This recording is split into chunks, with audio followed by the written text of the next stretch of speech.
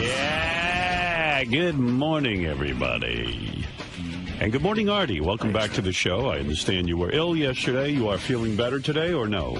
Well, first of all, I'm willing to take a urine test if you like. Who said you needed a urine test? I don't know. I just got a bunch of people said that... A lot of people said you were back on drugs. I mean, I would. I mean, Coke stays in your system for 5 days. Heroin probably for, like, the same. I mean, whatever. I would take a piss test. I totally believe the air conditioner attacked you. Well, no, it didn't attack me. No, whatever. But I had the worst night. Last night I got so wasted. What do you mean? You know what? I'm still upset about this, and there's no way to hide it. And I thought, like, I knew this was inevitable, but I thought I would handle it way better. I really did. I really did. What are we talking about? What are we talking about, really? Well, last night at about 6 or 7 o'clock, I was starting to feel better. I took some antibiotics. By the way, Teddy say bloomies again? Pfizer, I think, just has me on speed dial. Yes, yes. Did you just finish a round of antibiotics for some other? Yeah. Yeah, that's not good to be on them that much. Who the fuck What knows? is left in his body? Who knows what's in there? I know. Yeah. So at about 6 o'clock, this is something you busted my balls about, too. Right. I found out through a mutual friend, someone who would totally know it's not bullshit, and with details, that Dana is dating. Oh. And dude. I got to tell you, man, I lost it. Really? Yeah. What does it mean, lost it? I just really got upset about it, and I was yelling at the person who told me for no reason. And Who told you? just a friend. No one you would know. Right. A friend. A guy found out from someone that dated And you. just was dying to tell A you. girl. A girl that we both know. A girl told you, not someone you're seeing. No. Just a girl, a mutual friend that. I don't know. I was like devastated by it. What are the details? How many details did she give you? No, I mean, she just said she's dating. She's definitely dating somebody. Oh, so it's like a dating somebody, not just dating. Was there sort of this unrealistic expectation that somehow she'd always be waiting there She's for you? waiting. She's waiting for you. What started that? It is weird, isn't it? Yeah. Because that feels like unfinished business. I have a joke in my stand-up where I go that we broke up because of a difference in religious beliefs. She didn't believe I was God. And She did for a while. usually gets a laugh, but I was really upset, like genuinely upset, and So what did you do? I started drinking. I finished like a half a bottle of Jack that I had, and then I opened up this Johnny Walker Blue that a guy gave me for the holidays. Can I ask you a question about that? Got about halfway Like, you through hear it. the news that Dana is dating someone. Yeah. Do you immediately get triggered into, I got to have a drink to settle myself down, or does it happen a little more subtly than that? It took about an hour before I had a drink because I was going through all these crazy notions in my head you know, the more I thought about it, the more it depressed me. Like, there's no way the guy could be like, the guy's got to be a better catch than me on every level. You couldn't figure out in any way how she did something worse than dating you. Well, I think now you're her nightmare story. and well, that's kind of. over. I mean, what are the chances? Like, there's no way the guy's an obese heroin addict. I mean, You can only hope. you know what I mean? Right. So right there, that's a couple of knockout punches. So you didn't ask any questions. You didn't want to know. No, I asked a little bit. Oh, you did. Wow, how far did you get into the asking? Because that's torture, too. She claimed she didn't know much after that. I don't think she thought I was going to be as mad as What did she Right, know? right. She called you to tell you this? Yeah, we were talking. Yeah. Was it your sister? No, absolutely not. Oh, all right. Did you call Dana? No. No, how could he call Dana? Well, he knows her number. No, but I'm just saying, when he's that upset? Right. Yeah. I mean, you know, but I can see Artie going like, Dana. Oh, I made that mistake before. I Really? realize Oh. something now. Yeah. Is it too late? No. I would have been more like, you fucking whore. Right, right. Oh, really? Oh, man. Probably last night. You mean to tell me, so after being sick for the day, Yeah. you on antibiotics, I started drinking. You started drinking. You're not supposed to do that. No, I thought I had a heart attack 4 times. I swear to God, during the night.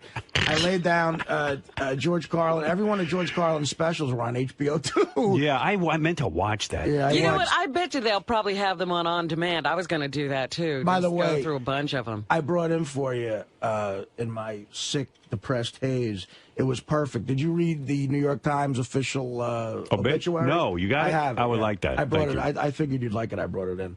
And you know, I know what you're going through. The audacity of this woman after 3 years to start dating again.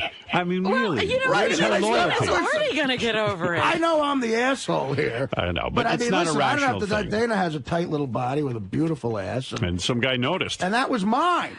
Well, that belongs to me. You didn't think that could sit on a shelf forever waiting. Well, sure, especially when you turn women into sex objects. Don't we all know? That's not all she was. She was also. No, she meant something. She was also a great cook. Obviously, he was in love. Yeah, you really were, man. Yeah. You were really in love. I think maybe I still am. I don't know. It I think sounds you are. like it. Yeah, Artie, I think you are. Yeah, but we have to get her back. The thing that really depressed me was that. Yeah, I told the guy, What's his bro, we'll get her back. We can get her back. By the way, I also thought of a great angle for your toast. By the way. The more I think about that, the more I'm honored by that. Thank you. You're banging like 3 different chicks right now. Well, I mean, banging. You make me sound like I'm fucking... no, but you're dating. Casanova. You are? Aren't you banging 3 different chicks? Whatever. Yeah, in all Listen, honesty, Robin, it's so embarrassing. That's embarrassing? No, I'm not kidding. But no, whatever. That doesn't you got mean your man anything. cave. You got that fucking... You got these 3 girls you're banging. You were looking forward to a summer of sex. Yeah. Well, 3 became 2 rapidly. What happened? Well, the one went back to the asylum, which is, isn't far from the truth. I got to read you the side effects, though, of Subutex. I know them all. I know them all. I know every one of them. The sweating is from the Subutex. And maybe the hair loss, too. Or the rapid weight change. Yeah. Yeah. So I know. I got another letter from someone. I can't deal without the Subutex. But you're taking it wrong. Yeah, somebody said you're using it to get high because you're only supposed to take it once a day. It doesn't get me high. Wait, let me just read you this. It doesn't get me high. Can I tell you something? Listen to what this guy says. Would you listen? Can I have one conversation without an email? No, apparently everything in your life is email. Oh, my Listen God. to it, because I'm concerned about you. Joey Jerkoff on SFN. I am someone who... Hi, I'm Artie's bloated liver. No. Listen to this. Listen to this. Seriously, I really want to read this. I was talking to Robin's big tits last night. I am someone who, like Artie, is addicted to opiates, and I've been taking Subutex for about a year. I can promise you that one of the 2 things is happening right now. Artie is either abusing the Subutex. I'm abusing everything. I take 1 a day, not any time I feel like it, and it is causing him to nod off at work. That's why you're sleeping at work. No. Or he's back on some sort of opiate-based bender, and it's causing him to pass out, which you say is not true. I mean, sometimes I don't... I've become more and more like an insomniac in the last couple of years. I can't sleep. You seem to sleep fine here. Yeah, I've seen you sleep. You sleep well. That's because I'm at the end of the road here. It's why aren't you an insomniac here and then go home and fall stop asleep? sleeping here. You'll sleep at night. I don't know. I think it's the Dancing with the Stars discussion. Listen to this. Oh, you think it's the content. Artie and Subutex. I was an opiate addict for 4 years and have been clean for 3 years thanks to Suboxone. Right. That's a lesser strength drug. Oh, Subutex. Right, which is what the guy was saying you should be on. Right. Subutex is what they give you at first because it does not block the high if you use other opiates. Suboxone blocks the high and is supposed to make you sick, but it does not. I know from experience that you can get high on Subutex, but not Suboxone. Artie needs to be on Suboxone. I was on an IV user for 2 of the 4 years, so obviously Suboxone is the key. Artie is probably still taking other opiates on top of the Subutex or taking extra Subutex, which will give you a high. Lord. Well, I was never... Trust me, I've tried it in every combination. Well, I was never an intravenous user. That is a difference. I mean, but I thought the Subutex did block the high. It's supposed to. Yeah. No, if you take enough, you can get high from Subutex, according to this guy. He's saying Artie's on other opiates than Subutex. He's not saying anything. He's not in my life, this guy. He's saying Artie's doing... What did I have dinner with him last night? In the beginning, the Subutex is meant to get rid of the withdrawal symptoms more so than block the high. That's what it does. And it's a strong drug for doing... I've never had the balls, because it's illegal mostly. I'm dying to give a Subutex to a kid like Jason and see how high it gets him, because then I would know. Whoa, how horrible. I almost gave one to Ralph at your house. But you know, no, don't do that. No, I didn't. Yeah, because it would be a horrible... What if he has a horrible reaction? That's what I said. I said, by the way, way, Ralph was totally game for it. Yeah. But I said, you know what? No, I'm actually the voice of reason. Yeah, just think of him as a test tube. Me and Ralph down there fucking. Why, you think a Subutex would get someone like me very high? I think so, You yeah. do? Yeah, Wow. I think so. In any event, then I get all wasted, and I'm sitting there with, like, I had, like, an old flannel shirt that I put on because it's 4 degrees in my apartment. How much drinking did you do? I drank... Just by yourself? Yeah.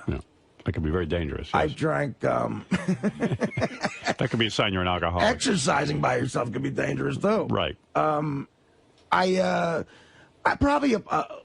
like a little under a pint of Jack Daniels. Like, I don't know, around the same amount of Johnny Walker Blue, but I had a dress and, like, these shitty, like, flannels to get warm. I was sitting on my couch. What's it with that unit of yours? Does it have just an on and off switch? You can't regulate it? First of all, you know where my apartment is, right? It's in the most beautiful location on the planet. Yeah. By the way, to save money, no, it's not central air. Can I say something? believe that. King of All Blacks called yesterday. He said, even I have central air. He says, everyone has central And air. Artie's in a beautiful building. Why is there no central I air? have the best view of New York City a woman or a man I have could a question. possibly A woman? get. Is it one of those walls? Why are we going on tangents? We're talking about air conditioning. You have the best apartment best view a woman could ever have? I'm out of my fucking mind. You really are. So I'm sitting there with a bottle, dressed like I look like I was in a John Steinbeck novel. Just fucking like loaded it in my ear. So you took the news that Dana was with a new man very, very So hard. now I'm drunk and I'm laying on the couch and the TV remote is nowhere near me, and I don't have any energy to keep. You can't even get up to And get it's it. on the E channel because I was watching a report about George Carlin. Okay, so what comes on? A 4-hour marathon of Keeping Up with the Kardashians. Oh, God. I couldn't even get to the mute button, and I was so lazy and drunk I didn't get up. I watched 4 Keeping Up with the Kardashians. Wow, that's you got a high tolerance. There is no reason Your life why a seems lot normal better. person would not want to find where they live and cave in their heads with bats. they are Yeah, I they're can't the most listen to annoying 4 group of people. minutes. Oh, my God. Are you sure, by the way, What an annoying family. it just occurred to me, are you sure that Dana really is seeing someone? How accurate is your information? Well, listen, very accurate. It is. It is. And plus, again, you're like you're saying, it's 3 years, and I mean, God, she's probably She's been on for a entitled. while. But Has it been 3 years? Wow, I didn't realize. we've been here. No, we've been here for over 2.5 now, so it's been about 2.5. Okay. Two you and know, a half be the years. greatest thing? You get Dana back, and then you break up again, and then she loses the boyfriend, then she's single for 3 more years. Oh, my God. Why No, but torture I got a everybody feeling, in this like, scenario? You know what? I had the ability 2 years ago. I was in Philly playing the Tower Theater for New Year's Eve, and I had just found out actually that Jimmy Florentine's girlfriend had committed suicide. Right. Dana knew her, and I felt it was something she might want to know. So I called her, and I found out she was in Palm Springs for the week. There you go. Christmas. This is 2 New Years ago, and I'm like, but I didn't. I had the strength. What's she to doing not, in Palm Springs? That's what I want to know. Right. So I had How the dare strength. she? I had the strength to not ask her anymore. So I've been dodging this bullet. And you know she ain't going on a school teacher's salary. So someone's paying the bill there. Yeah, she took a bus to Palm Springs. Yeah. Believe me, I'm way ahead of you guys. Go ahead. I've gone over all this shit. I know exactly what she makes, and believe me, it wouldn't cover my Starbucks bill. Right. So what's going on? How'd she get to Palm Springs 2 years ago? I don't know. You never found out? No, I never found out, What but I about know it's Detective got to Artie? be a black guy. She took one of those trips where, they give you the timeshare pitch for after, so you get 2 days and 1 night free. No, she When's loves the it. When last time you spoke to her? When Grandma Caprio died? No. We talked after that. You did? Yeah. We were talking back and forth, and Well, Artie, you had an opportunity to get her back. Nah, he Yes, and he blew This it isn't what with it's the about. Letterman He didn't thing. want her back. He just Letterman doesn't thing. want I her with didn't anyone blow it. else. He just doesn't want her with anything else. yes, You know, I anyone want to else. own her. Anything else. Anyone else. Anything. Any guy she dates is a thing. You know? Right. He's right. That's right. So you just want It's a proprietary guy rights. thing. Yeah. Well, Dana knows how fragile you are. She's been very careful not to tell you, which I do appreciate. There's another loving act on that woman's part. Yeah, no, I agree. She's Yeah. a wonderful She person. could have rubbed it in your face. She You know didn't. what? The best thing she could do is leave. She should move out of Jersey. She shouldn't be allowed to live in Jersey. Yeah, State's not leave. big enough That's for the both Artie's of them. state. Yeah. Thank you, Robin. Right.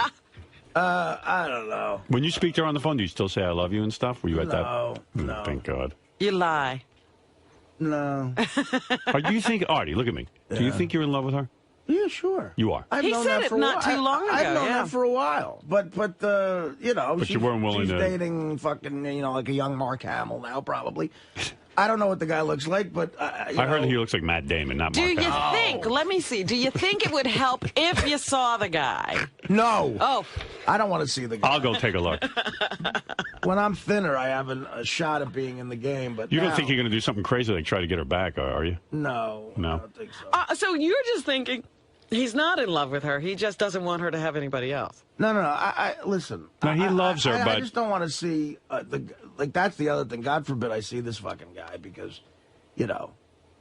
you'll feel real bad about yourself if he's real good looking. Well, I'm sure like all of her boyfriends before me, like we have this discussion, you know, it's always, oh, you're my type, really? Well, how come you don't have a poster of Kevin James on the wall? Yeah, I know if Beth and I broke up, she'd be dating some supermodel looking dude. Well, you know, whatever. I'm that's the sure way the guy, you know, and at this point I look like, you know, Otis on Andy Griffith, locking myself up drunk. Otis was much thinner. Otis.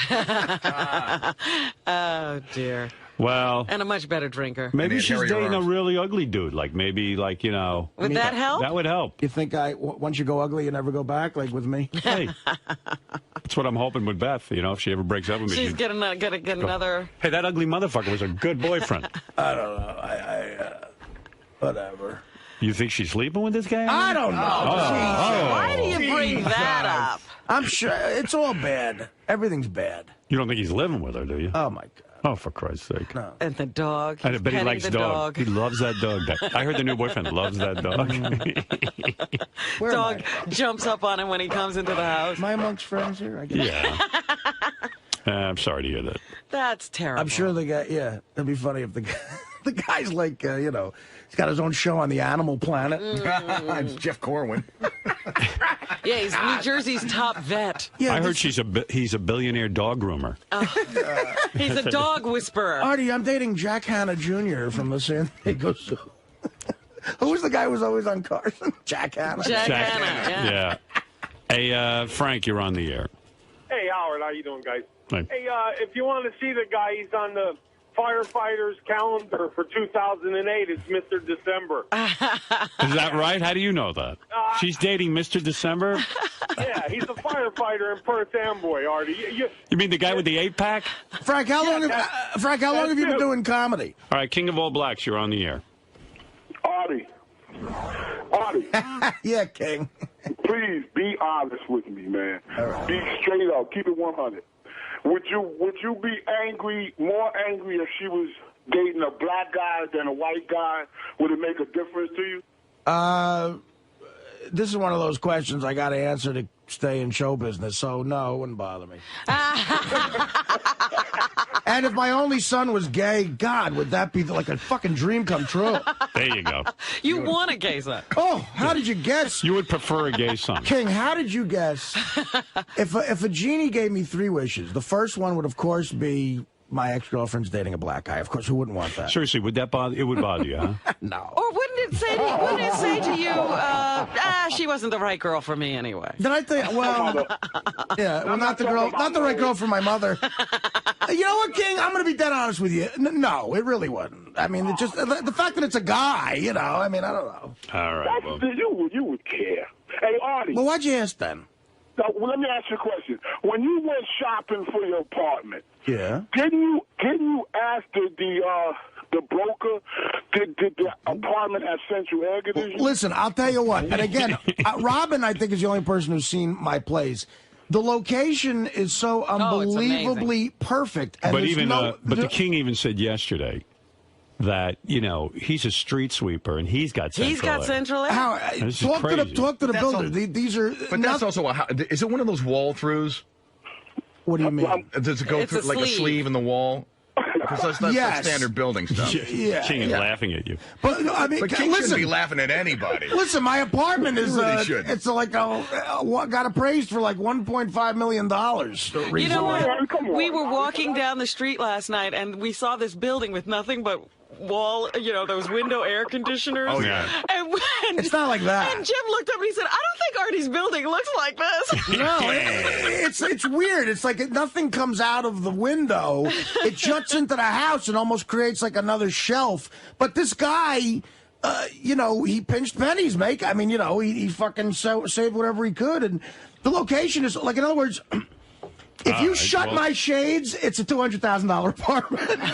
There's your location. Right, exactly. What a view he has. It is really amazing. And I got a terrace, which is like, you know, but look, I agree with you. It sucks I don't have central. What is that, King? And Artie, in your defense, I do not believe you're on drugs. I just think you didn't feel well and you just didn't come to work. What the There you fuck? go. Well, you know, the air conditioning thing reminds me of a funny story. I think I might have tried to tell this on terrestrial radio once, but it's so much better now.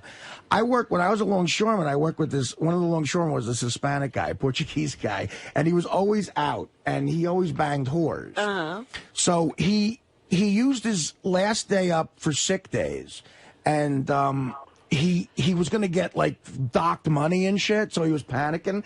So rather than make up a story, he was dead honest with this guy about what he did the night before, and he wanted such sympathy for this. He was genuinely, like, in need of sympathy for this. He said, I got a whore last night. I get whores. I went to this hotel. And it was an air conditioner that blew in, and I put this bitch on top of the air conditioner, and I was eating her out for like 2 hours, and the air was blowing right on my neck. That's a good one. And I got, like, she says, I got strep throat from that. Was it from that pussy he was eating? Right, no, from the $8 whore he had. He said, for 2 hours, that shit was blowing on my neck. Hey, Howard. Yeah. I had sex with my wife's feet this morning. Feet? What do you mean? What did you do?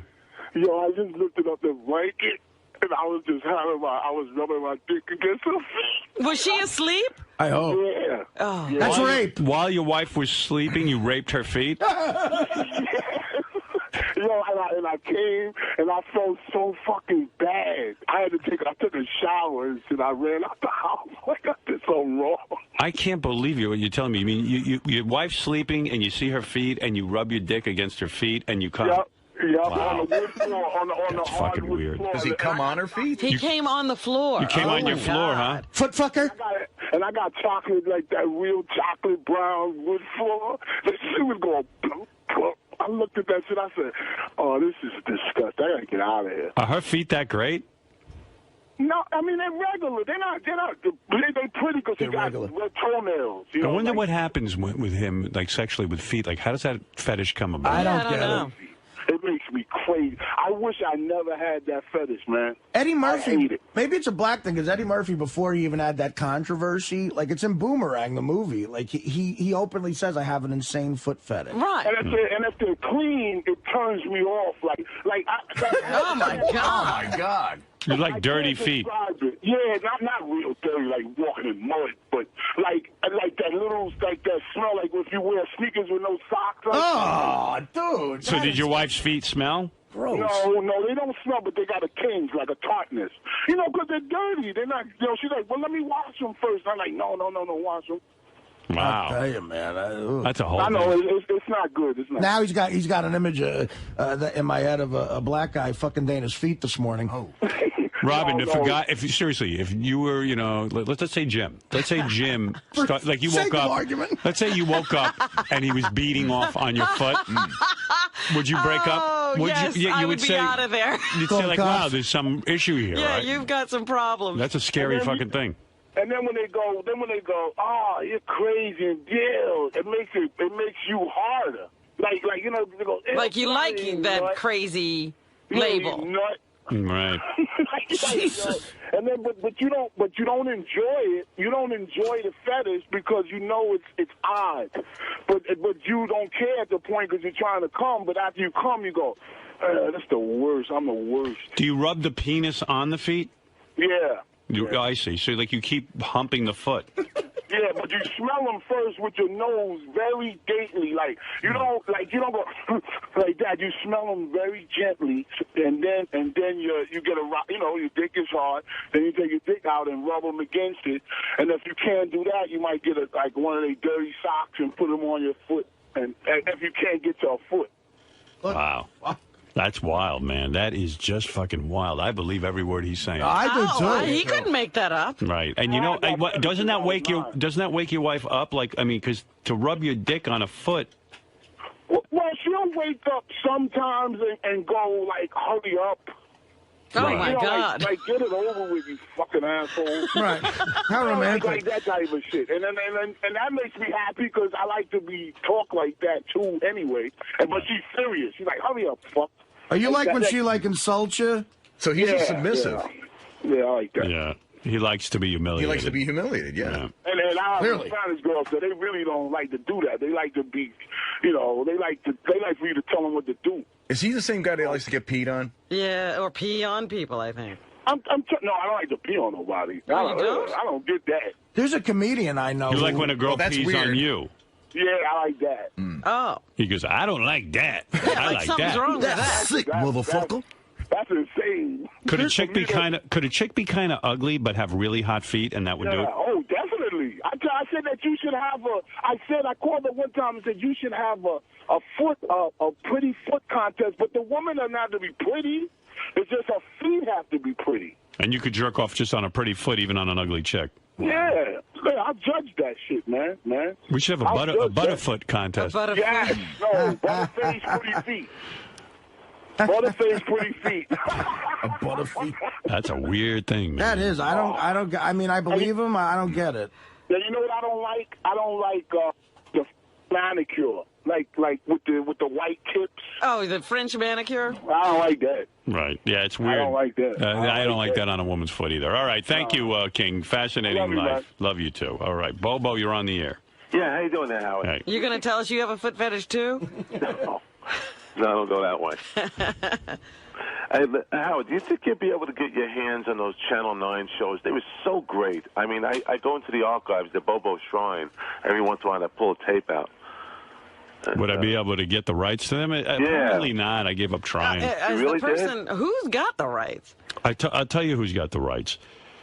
So WOR owned the rights to the show. Mm-hmm. And that's what happens when, you've never done a TV show before, you get a shitty deal. You know what I mean? So they own the rights to this show. And then a bunch of years ago, over 15 years ago, I went to them and said, hey, would you guys like to sell this to me? Or go into business with me on them or something. I don't know. Like, they're just sitting there in Channel 9 and, no, fuck you. The lawyer was a real dick. Oh, man. Wouldn't even talk to me. And it's a guy I even knew and everything. It was just really shitty. And then I said, why? I mean, you're not even doing anything with them. Exactly. What's the point? It was just spite. People just have this reaction to me where they want to fuck me, fuck me over. I think people are really jealous or something of me. I don't know why. I don't know what it is. That's definitely a part of it. And the other thing is, these guys know they're too much of a Nimrod to do something with it really great, and they know you would. Well, they're not and that would allowed. get them all pissed You know off. what it is? You're right, Artie. They're afraid to let go of the golden goose. Right, because they don't know, and they don't know. They can't figure out what to do with it. They know you would obviously know, and they don't want to. Well, right, they're being dicks about it, being vindictive. But that was Paramount Pictures too. I said, oh, really? Yeah, well, they Synergy. I'll tell you what Paramount Pictures was like. Like after we made Private Parts, they wanted to put out the DVD, and I said, gee, there was all this great material that we shot and never used. My fans would really love it. Oh, yeah, absolutely. Like entire scenes of me in Hartford and, stuff with Fred. And they so just wanted didn't to make it into the film. And they just wanted to throw a piece of shit out there to make money. Well, they just want to take the movie and put it on DVD. So I said, it'd be really cool because we could get everyone to talk about the film. And I wanted to make a really great package because I thought my fans would really like it. Yeah, sure. Same price. They'd still like it. So they said, no, we don't want to do that. And I said, okay, I'll tell you what. I'll buy the film off you. Let me buy the rights to put it out on DVD and do a special edition. Right. Oh, no. I go, but you guys aren't going to do it, so, why don't you let me do it, and you'll get paid. Oh, no. They got panicked that I knew something they didn't know. Now, they don't want to be shown up. They didn't want to be shown up, and I think it's that childish show business. Yeah, but the Channel 9 show already is just like... But Howard, did you ever throw a figure at them?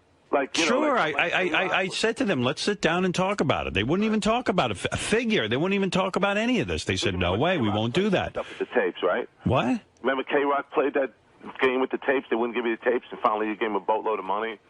Well, you don't know what... I've never revealed what that was. That was a different Well, issue. That was a different... Yeah. All right. Thank you, Bobo. All right. Take care. Have a good day. Yes. But, it's frustrating. In 2002, I had that deal with NBC. Me, Sam Simon, and Frank Sebastiano wrote a sitcom, and we all loved it. and they didn't want to do it, and we said, let us buy it. Right. Look, they paid us quite a bit of money to write it. But Right. I said, well, take the money back or something. And they're just like, no. And it literally goes into a paper shredder. And if you do something that's even close to the idea, they could sue you. Wow. Yeah, hey, Dominic, you're on the air. Hi, good morning, everyone. I want you to have a great vacation. Artie, suffering from the Madonna complex myself, do you think that if now Dana came back and you knew that she was with another guy and they did what lovers do, all the different acts, could you take her back and have sex with her again? Yeah, I think so. I think we could work that out. I can't imagine you doing it. Are you sure? Yeah, I think so. Well, I mean, I've never heard it put quite that creepy where all the acts that lovers do. Various does she have a legal suitcase and full of- illegal acts. Hold on, what if she has a suitcase full of used condoms for all the boyfriends that she's been humping? This Artie can only be with virgins. You're absolutely right. No, I mean, tapped into something.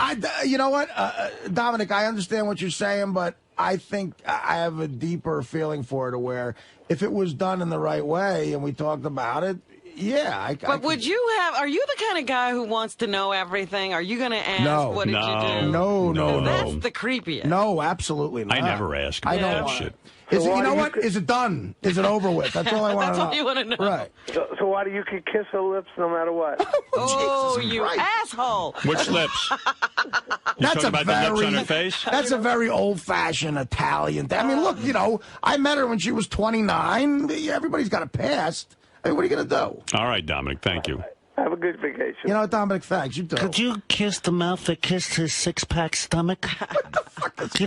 Probably the guy has a 6 or 8-pack. Could you kiss her lips after his big thick cock was in her tight little pussy? Could you kiss her vagina? Having the Madonna complex. All right, wait a minute. Here's the question. Could you fuck her ass after 20 guys have fucked her ass? Here's the question. You know what she was like as a lover before. Now, if she comes back with a new bag of tricks. Oh, that's tough. What if she comes back and now she wants to toss your lunch? Kevin, you're on the air. Hey, I got a question about Robin, if you don't mind. Robin Sweetie? Yeah.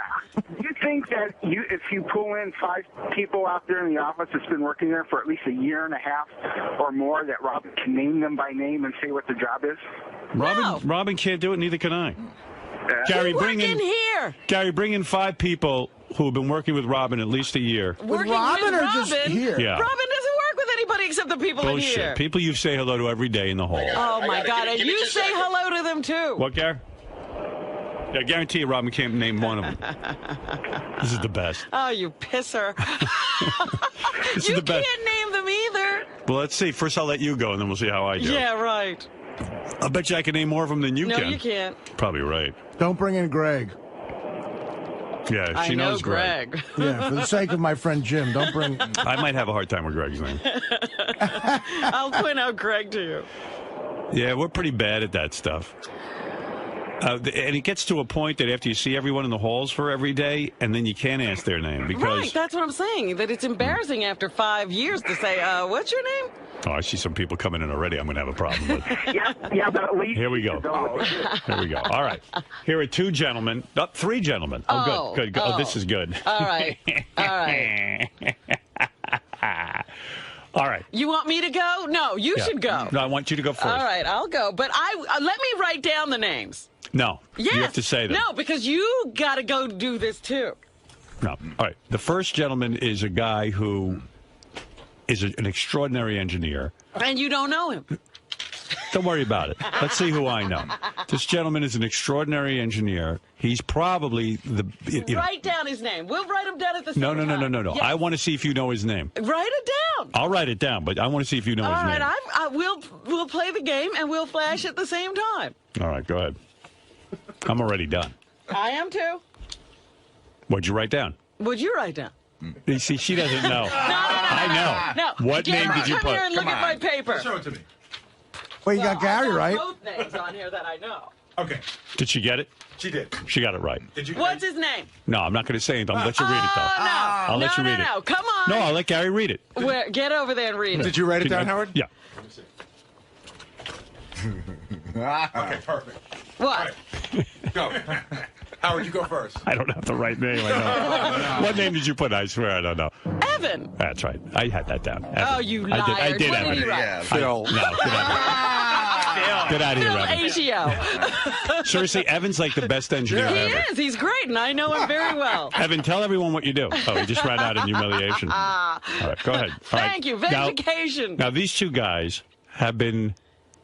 You don't even know who some of them are. I've never seen these two guys before. Okay, the guy on the left, it's possible that you haven't seen. Right. I brought him in here specifically because he's Robin's news intern. Yes. So I figured she should know that. But he hasn't been working here a year. No. They said anybody that's been, and then the guy on the right has been, how long have you been interning with us?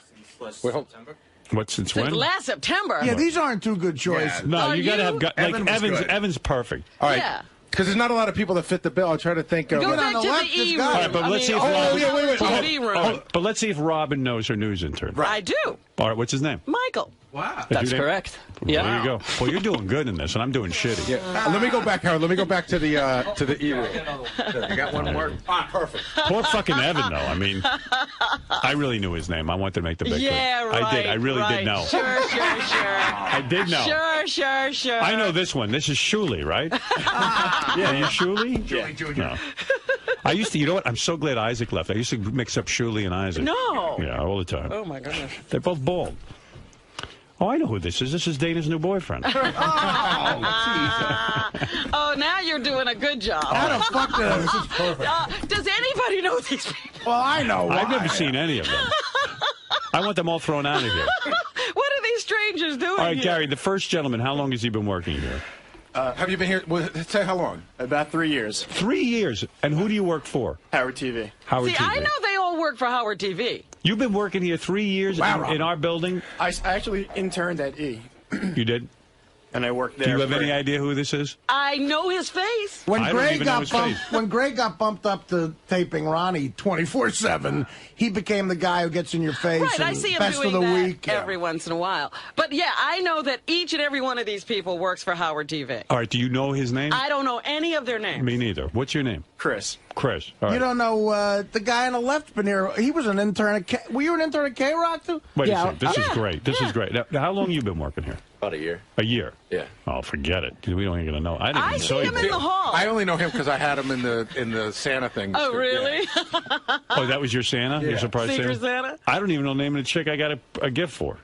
Well, she's gone. What is your name? John. John. And what do you do?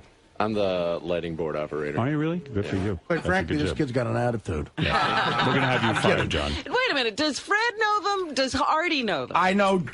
You want me to write down the remaining guys? He probably does. Now, I you don't. see- I'm with Robin on that. Now I you- only know them that they work in the E room. Now, you see this next guy? I see him all the time. I ride up in the elevator with him. We have nice chats. I know. I see this guy all the fucking time. Are you aware of a chat you've ever been in with Robin? How long? Yeah, in the elevator. How long you been working here? 2.5 years. 2.5 years. I see you all the time, don't I? Yeah. I see you in here in the morning. Steve Martin. That's what Artie called me. Right. That's what Artie calls you now. But I don't, honestly, no one ever told me your name. No, Artie, what's his name? Well, I called him Steve Martin. That's all I know him by. That's his nickname. And the guy on the left is Joey. Right. Joey? Joey is the guy on the Joey, left. That's his real name? Yeah. Joe, how long That's you an been odd working here? name. Just under 2 years. He's Joey from Jersey. What do you do, Joe? I'm a PA for Howard TV. How do you know and him? I'm here every day, so. Yeah, how do you every know morning. him, Artie? Well, he's we used to bust chops about sports. He's a big Yankee fan. I've known him. I was an intern back in 2003 at K-Rock. And Steve Martin, what's your real Baseball. name? I got to admit, Howard, I don't know Steve Martin's name either. What is it? Matt. Matt. Man, how the fuck do you go around here being invisible like that? I try hard. But So did I that's not say? Joe, that's Matt, Chris and that's John, and Chris. We now know you. All right. It was I got nice it. to meet you. I knew Chris. I would have had a little trouble with John, but he's really new. Yeah, he's And- only a year in. Matt, I told Yeah, Matt. I said you're Steve Martin. I told him. Yeah, I talked to him in I the know food area. Brian Phelan. There you go. He's been with us for here like 9 years. 500 years. You know, and I shoot the creative meeting every week. I sit right in front of you. Oh, you're that guy? Yeah. What's his He's name got bad again? breath. I'm trying to... Joey. Well, now I know I don't know Joey you. Jordan, right? Right. I know his last fucking name. Now I know why. One person, Artie. Make a big deal of it. Now I know why I don't know you. You always have that camera in front of your face. I guess. Yeah, if you put that up, he'd recognize you. He also does field stuff. He produces shit on the field. He's very. What's the name of the guy with the big green teeth over there? Oh, that's Gary. Oh, I know him. I didn't recognize you with that shirt. Well, boys, you're doing a great job, I'm sure. You're so busy. That's why we don't know you. Yeah, you're one of the few people. If I don't know your name, that means you're good. Chris has the hardest job of them all. You know, after the show sometimes when I look like suicidal, he goes, Art, what happened today with high-pitched Mike? Yeah, I said to Richie in the back today, I can't wait to talk to Artie after the break about the Dana thing. All right, I got to take a break. We'll be back right after these. You did very well, Robin. And yes, I do know Evan's name. You did not know Evan's name. You don't I'm kidding. You don't know it now. If Evan came in here, you could name him again. Bring him in again. I'll do it. But... How about me with a last name? Come on. That's... Art, how you doing, man? How you feeling? Not too good? Oh, wait, let me see how I'm feeling. What was this? My sick special? Ah, dude, man, come on. Do you think there's a better way to, you don't want to drown your sorrows in alcohol? Yes, There's got to be a better way here than that. What do you want me to do? That's the only hobby I've been able to acquire. People look down on heroin and booze is legal. So I'll be doing a lot of booze and probably some whippets to fucking whip out my sorrows.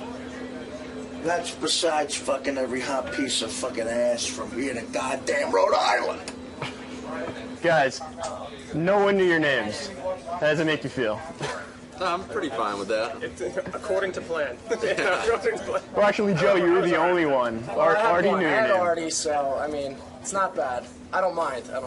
Now, you guys must see them every day in the hallway. You walk by them. And do you guys ever speak? I talked to Robin in the elevator a few times. She's never asked you what your name was? No. I know. I should have introduced myself when I got a Christmas present from her, but I didn't bother. What about you guys? Do you ever make chit-chat with the other staffers? Say hi now and then, but it's... I think it's chit-chat. I think it's more of a I think it's quite clear how talkative these three are. Look at this interview. So it's self-explanatory. I mean, that's not the most exciting thing. I'm actually very talkative, Scott.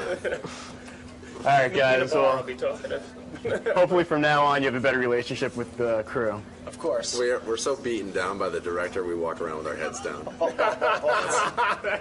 It's all your fault. Oh, shit. Do you remember my name, Gary? I know your name. What is it? It's Chris. Oh, very good, thank you. What, did you think I didn't know your name? I didn't think you knew my name, no. But what about before this? I knew your name. Oh, really? The one name I didn't know was Matt. And the truth of the matter is, the guy who was my John, I didn't know him as John. I called him Sussy. Sussy, yeah. Because that's what Artie called him the day I... the Secret Santa thing. But yeah, no, I totally know you were John, for sure. Now, Chris, how are you? Oh, you remembered my name. Thank you. I'm going to remember everybody now. Now, out of everyone, you knew two people, right? Yes. Out of everyone brought in. Yes.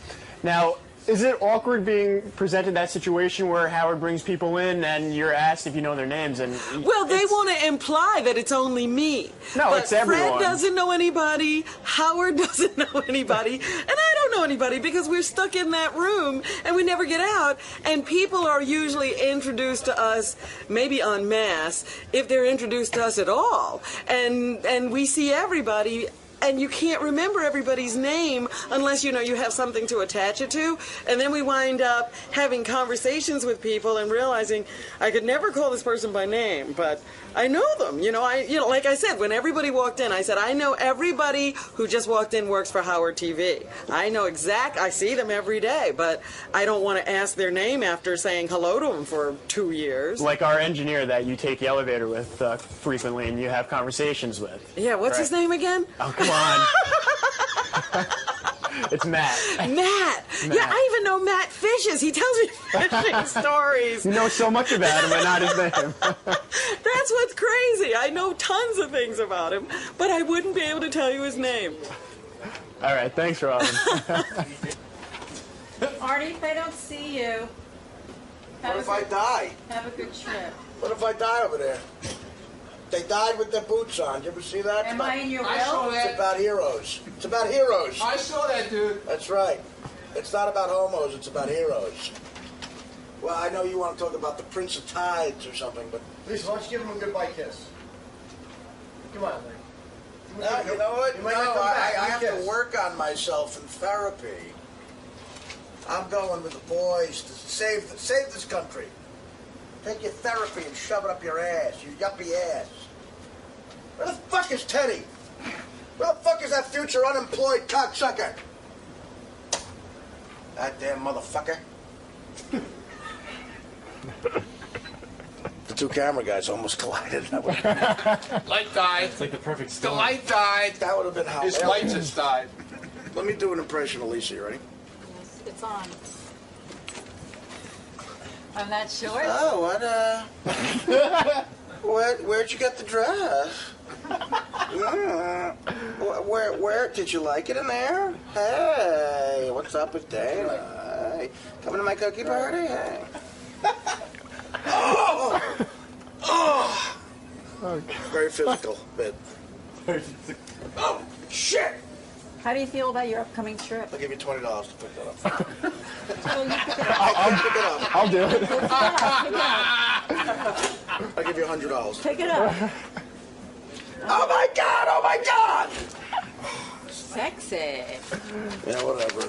How do you feel about your upcoming trip? How do I feel about it? I don't know. How do warriors feel? Did you see the movie 300? Where he doesn't kiss his wife goodbye, she knows just to stay away from him? That's what I'd like from you right now.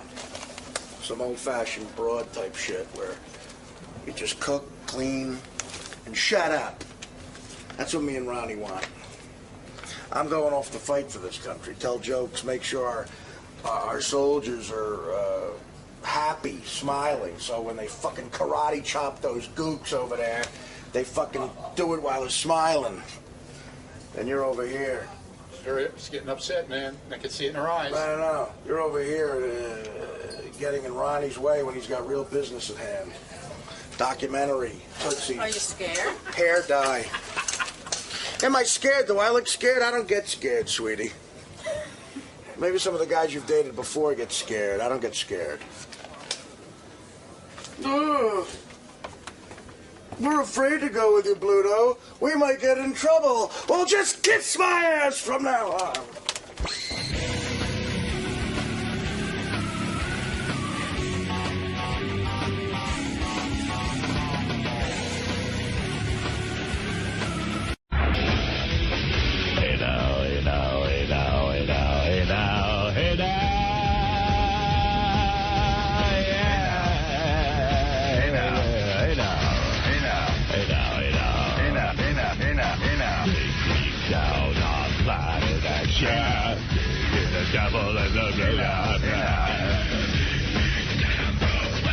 Everybody! Yeah! Yeah! That's me. Yeah! Yeah!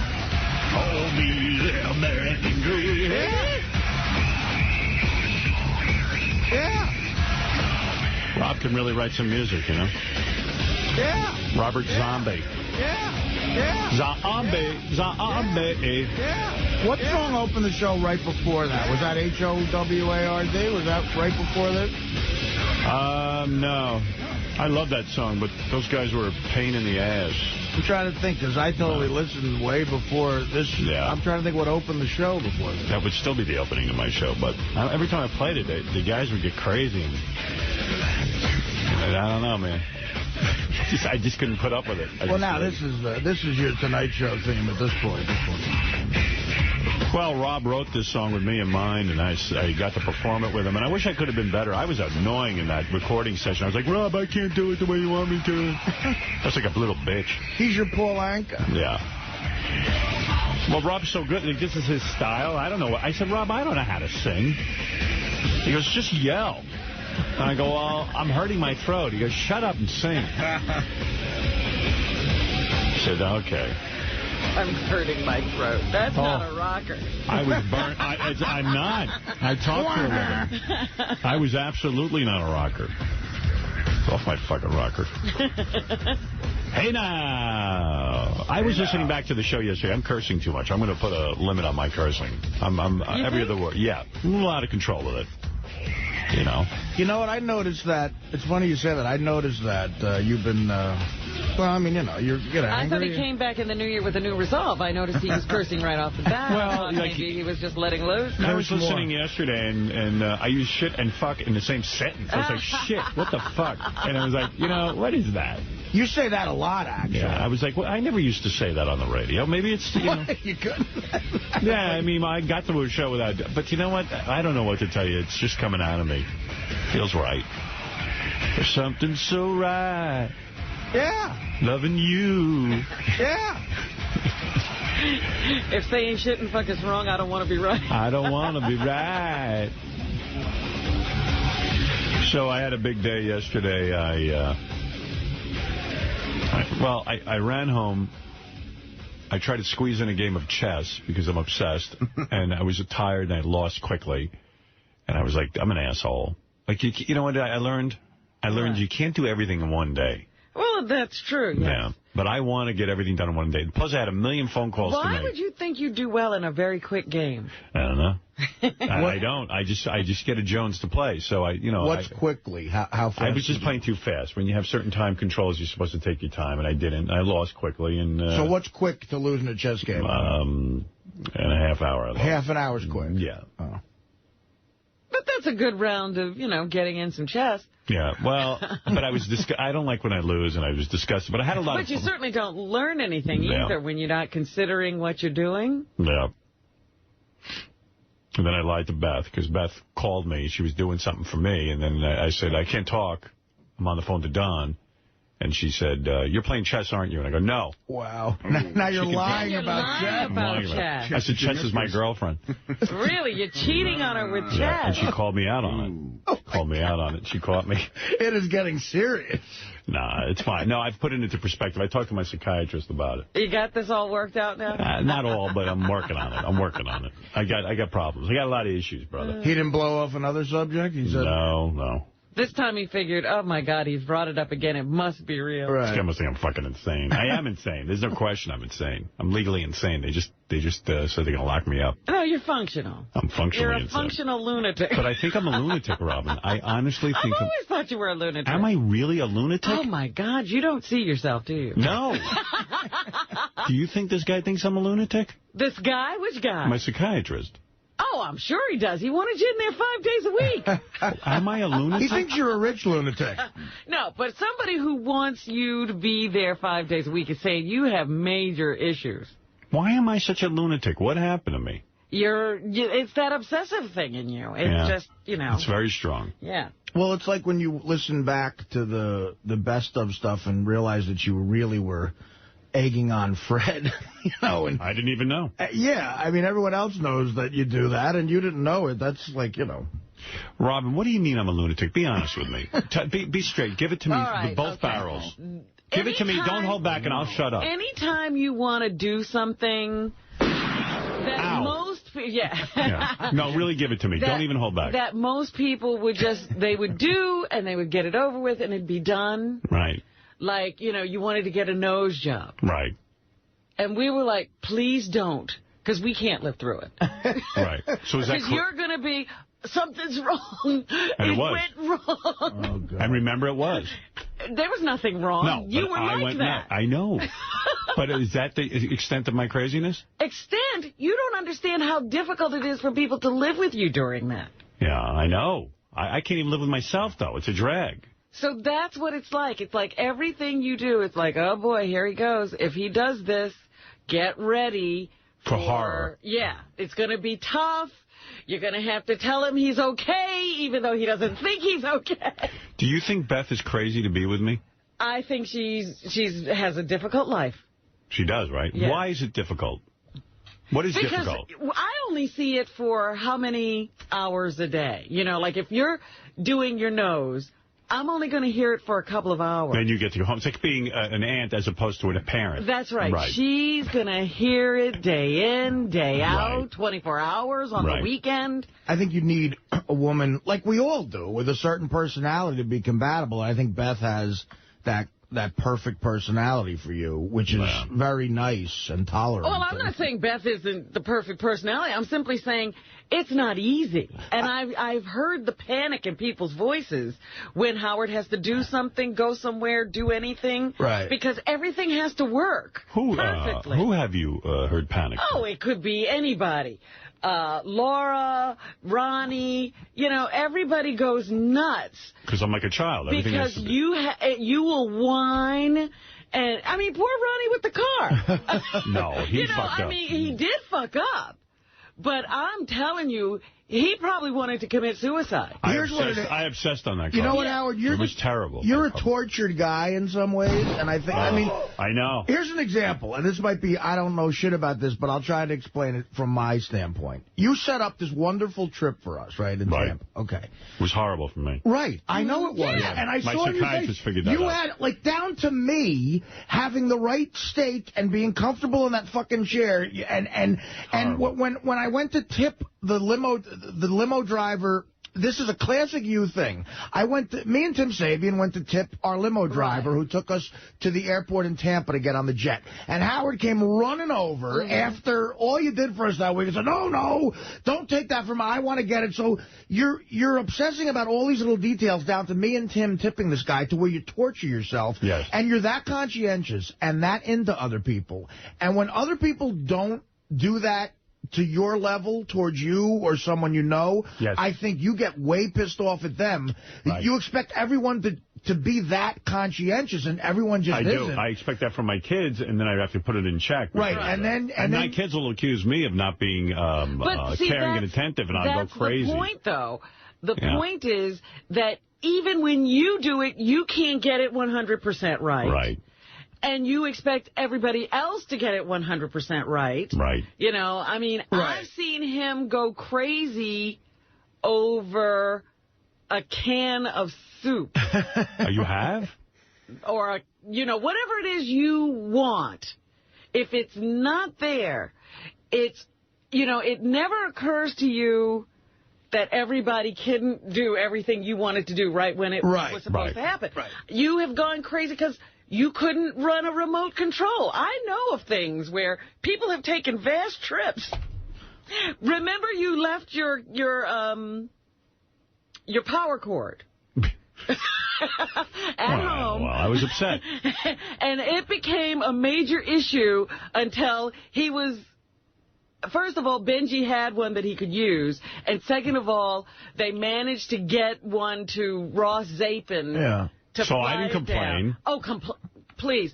That's when I tell you people go into panic mode. All right. Because they know if you don't get a power cord, their lives will be miserable for 4 days. Well, here's what happens. You torture yourself, and then you put in other words, I saw that you so wanted me to be happy.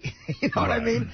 And I think that's really touching in a way, but it puts pressure on me to be happy. And also, like in front of you. Oh, that's interesting. In front of you, now you're torturing me, because if I don't look happy in front of Howard, you're not doing the right thing, and you're pissed off, so now everybody's sort of like, you know what I mean? So no wonder everyone hates me. You turn no. It's almost like you're too conscientious. I work too hard. Yes, and then you put the pressure on us to work hard and having a good time. You know what? To satisfy you. Right. Artie makes a good point, because I ran down the beach. I chased you so you could see me having a good time.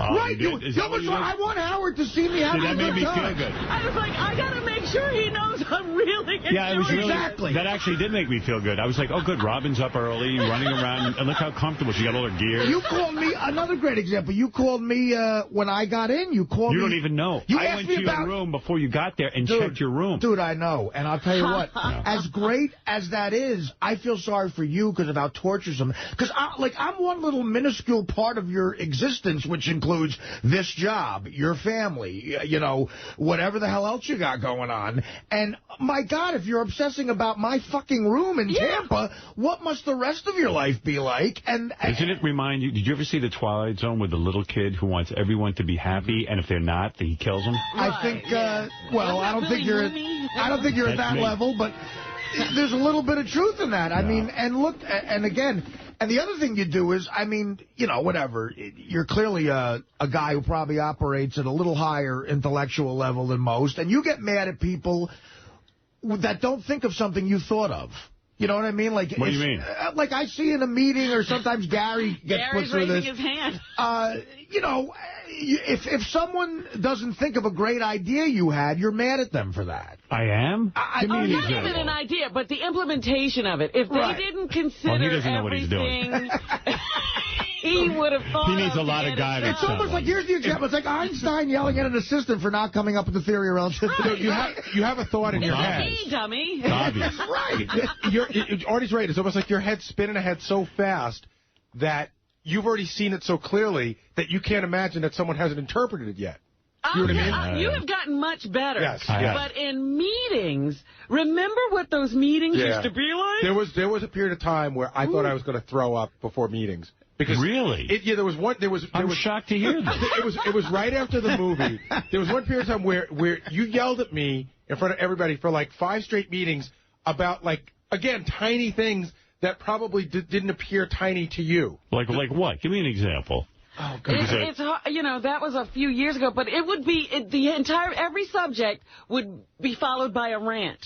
And you bring up a subject, then there'd be a rant. Well, in my defense, Gary really needs a lot of guidance. He really does. And then on top of it, you've had certain... And Gary does not fall in. I think Gary's, one of the best producers I've ever worked with on any level. Thanks to me. Yeah, okay, fine. And my constant lecturing. For whatever reason, but I think Gary's amazing at what he does. He is. On top of you've also had people in your life who are abnormal the other way. You know what I mean? Who must make your head want to explode. Like, I love Stuttering John, but John is not a guy who's conscientious. No. And if you're around someone like him for the weekend, your head must want to explode every 5 seconds. He has none of those thoughts that you have. Right. None at all. Right. He's still a good guy, but he just doesn't have... you want people... That's why, God, the day when Tim forgot your mother's car, that is like... Oh, he killed me. I just sat here. I had a giggle. It was so tragic because you can't even imagine someone making that kind of mistake. No, it's unacceptable. And your mother clearly can. And it was so simple. All you have to do is call his mother and say, we're not going to do it today. And I see the way your mother and father are. And my experience with your mother and father, the little I've had, I talked to them the most at the great party Robin threw for you at the Lighthouse. Right. And they're such warm people. My God. I could see your mother. She was like, oh, hi, Artie. How you doing? Like, almost like, oh, clearly here's someone in my son's life now, and I hope my son's happy. I hope you're happy to be with my son. And, I got a very warm feeling from them. And that's probably, how you were raised, which is a great way, but they're like you, too. You know what I mean? Like, I see your mother starts to get ready for the car, and this and that, and all the things got to hit. A curse. Yeah, well, a curse. It's also being nice to people, which is great, but in turn, you torture yourself. And then it gets to where you're torturing the people you're helping because they don't know. They want to live up to the standard of goodness, and they don't know how to do it. Well, I'll tell you another thing. Howard notices things. He notices everything. Everything. Well, that's the other thing. Wait a minute. If I throw the party, the next day he'll call me with a wonderful thank you, but he will notice everything down to what was on the napkin. Right. Well, because I have an illness. It's uncanny. Things that you can't see necessarily. Nobody would notice them, that you put into the detail. That's what my psychiatrist said. And you're just his doing it because you want it to be good, but Howard knows it was done. I track the movements of my psychiatrist's eye. Oh, my God. Joking? Or? No, I'm not joking. What do you mean track the movement? I immediately look at him and I go... Does he have a different eye than most people? There's something wrong with your eye today. He goes, I go, oh, certainly all of your patients have noticed. And he'll go, he didn't even notice. He'll go, no one noticed. No one noticed. And I go, well, look, look in the left corner. And he goes, this is unbelievable that you would notice that. Yeah. He must be alternately annoyed and jubilant, knowing that he'll have you forever. No, he will not. I told him he's not having me forever. I'm getting cured within this year. One way or the other. This year. I hope you do, man. I hope in your retirement years you've conquered this and really are able to. Though? Well, can I tell you? You know why I can relate to it? Who I am? No, I can tell you one thing that is this. Who am I? Artie, can I just tell him one thing that is this? No, I'm sorry. I want to be free. You know, the guys were talking about this, and this is one of those things that's always tragic. You don't do this as much anymore, but it was something that you did, again, this sort of hyper-focusing thing. Hey, this is like a encounter. What do you call it? An intervention. Intervention, yeah. Okay, you see that cup over there that's got knives and forks in it, right? I had a problem with it this morning. Yeah. What would happen would be, like, you would need a fork to eat. And somebody was supposed to put the forks in, whether it was Casey or whatever, and the fork wouldn't be in there. So you'd say, Gary, get me a fork, and I would leave to get a fork. You would ask every single person that walked in, as well as everyone in the studio, and the office would be paralyzed. Literally, people would be bumping into each other to find a fork. Well, I need to have a fork. To the point where all work came to a halt. I didn't think you could handle it. But I don't think Artie experienced you in those years. No, without question. Literally, you know, we'd be sitting in that big Thursday meeting. Yeah. And Howard would say, okay, what's on the agenda? Right. And something would come up, and he'd go, Gary, I need it to be, and he would then detail and he would go, and you know, and it's then important for my audience. And he would go through a million things that Gary needed to do. And the other thing, I had to walk him through. Wait a minute. Then there'd be the next topic. He goes, you're killing me. and it would be, how am I supposed to live? Here's the phrase. This? Here's the phrase. This is the phrase that haunts me. You ready? I don't remember this. Gary. These are the things that keep me up at night. I lay awake in bed at night wondering whether you've done this or not. Well, you weren't organized. You wouldn't make lists. You remember that phrase? Oh, my God. He it had would just stickies. be awful. But, you know, and then it wouldn't be a simple, I'm sitting in the chair and I'm talking to you. He'd be writhing around. You saw physical pain. Well, because these are great ideas. They can't be lost. Then on top of wanting everyone to be... My audience is depending on me to make sure that Baba Flooey does it right. On top of everyone wanting to be... You want everybody to be happy. You also want the work to be spectacular, which is more pressure on you that you put on yourself and everybody. I mean, I see how... God, you know what? This is an example of... It was like a shot through my heart. I was here full-time for just about 3 months, and we did a bit one morning about... It was the first time we really got into the 𝗻𝗁𝗄𝗿 thing, where we were all just barreled over laughing. For like 20 minutes, we were making each other laugh, and it was one of the first times where I said, wow, I'm killing right now. This is great. I feel comfortable. And you took a phone call, and the guy on the call said, this sounds like the Z Morning Zoo. And you went... you know what? Does it sound like the Z Morning Zoo? and I wanted to find that guy and strangle him. I'm like, he ruined it. I'm like, it doesn't sound like the Z Morning Zoo. And now he thinks that. Because you just really care about that guy in the car in traffic. I care too much. But you know what, dude? You wouldn't be who you are professionally if it wasn't for that. My psychiatrist said I would be. That's not true. He says I will be. That is not true. He still could be good without torture. Without all the pain. Because then, you know what? That's why I want to even, like, get out of the business. Because... it's so painful that I can't even come in and enjoy it. Even now, as we're talking, I go, this is boring. This is boring. We're going on too long. And then somebody called up and said something, he would then lament this entire conversation. Well, Yucko had the perfect thing after the guitar riff thing, and Yucko had the who gives a shit joke, and you immediately went, that was it. It's over. Boom. Next bit. A guy in a Best Western in Indiana putting on makeup for his next gig. Yeah, right. But, Howard, even if you didn't do the show and you, say, retired, don't you have these same things in your real life? I would still have the same problem. Yes. So, I don't know, but I can't take it much more. This is not a work problem. Are you satisfied, though, career-wise, with what you've done? Zero satisfaction. How could you say that, man? Zero satisfaction. How the fuck could you possibly say... See, that worries me. If you me were... too. How could you not be satisfied with your career? If it ended tomorrow, you would be the Babe Ruth of radio. I don't see that. How are you dissatisfied? Like, what have you not done? It's not. It's just I don't know. I just don't feel. See, that's scary, man. That's all scary. That's scary. The other shit I think you could figure out. I understand that. At the end of the year, I came to Howard and I said, you should be very proud of this year. Right. And this pained look came over his face. Like, really? Well, you know what? I was pained because if you're feeling that, why am I not feeling that? But I was like, you know, this was a great year. This has been an incredible accomplishment. Right. You know, I think we have something that really works and is different than it was. And he goes, yeah, but what is it? And thank God you have, from the years I've worked here, thank God you have Robin in your life, because she does take the time with these nice parties to actually point it out to you. And I think, and Absolutely. she's someone who's fresh. You go, you know what, man, you're not being cool, so you can't do this weekend, or something like that. You've ground them and stuff like that. Fred, what are you going to be doing with the lovely Tess? You told me this, electroshock. Oh, really? No, I make her watch The Tonight Show with John's Wave. The Tonight Show! She really screams about that. No, it's usually timeouts, or she loses a privilege for something. A new study says giving children timeouts is a more effective method of discipline than spanking or hitting them. I never hit my kids or spanked them, never. Dr. Paul Frick of the University of New Orleans says use of severe corporal punishment can put a child at risk for later psychological problems. I agree. It totally, like in the case of a boy, it totally emasculates them and, you know, takes away their dignity. His team studied the effects of spanking and hitting on 98 children and found no positive effects. There's nothing positive of hitting someone. I mean, if you can't work it out. My old man, again, hit me one time my entire childhood when I was... When you swang like a cunt? No. It was the car. Although the cunt, that hurt more verbally. Right. When I wrecked the car, remember that story? He gave me a Charlie horse with his work boot. Oh, and I went down. I was like, oh.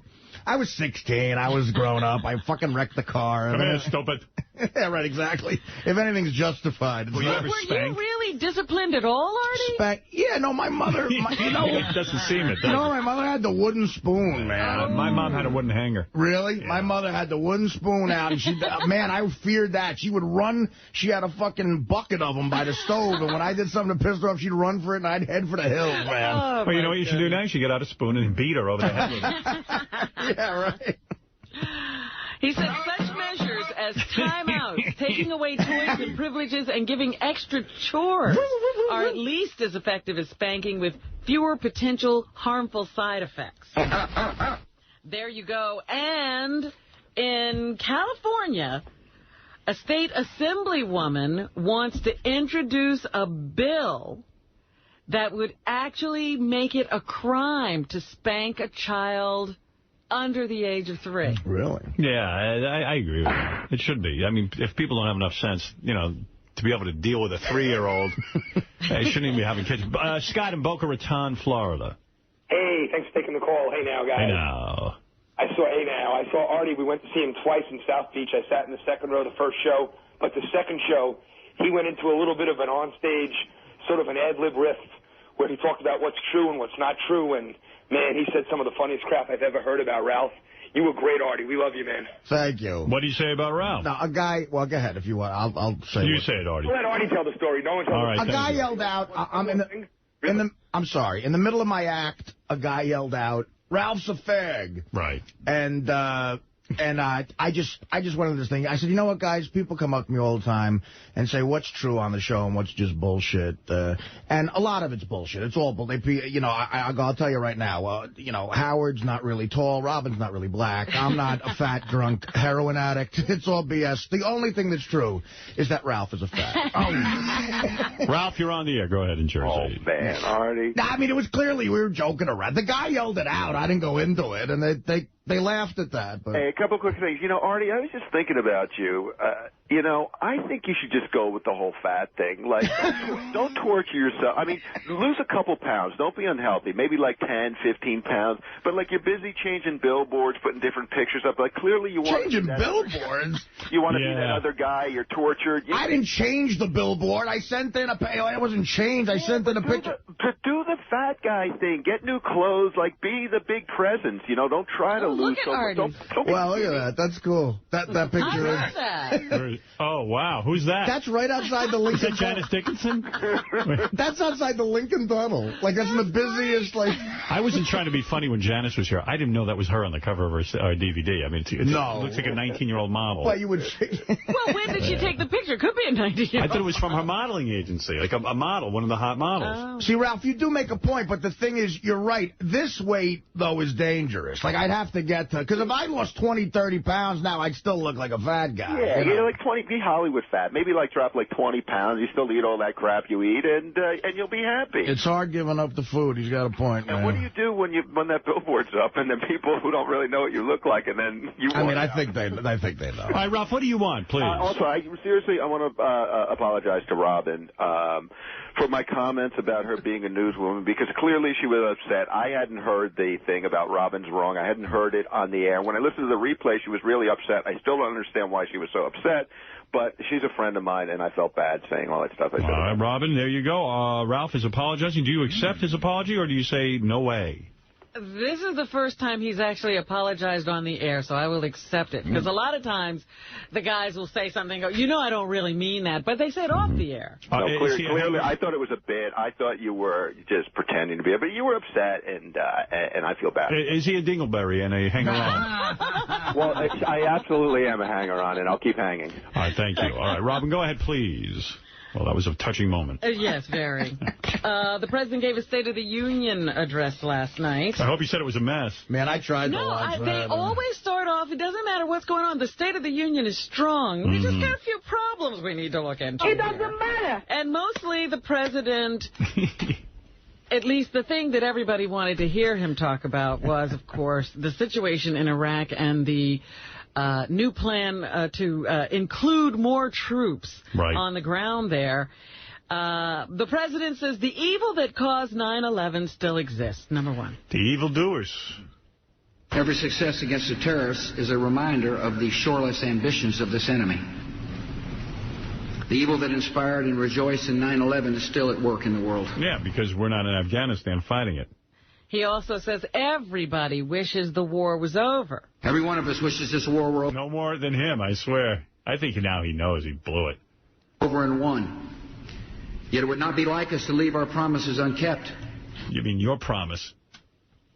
Yeah, you promised for all of us. We didn't get the... Yeah, we didn't get a vote. Well, I guess we did vote you back in, but not me. Our friends abandoned and our own security at risk. Whatever. And he says his will lead to success in Iraq. His way will lead to success in Iraq.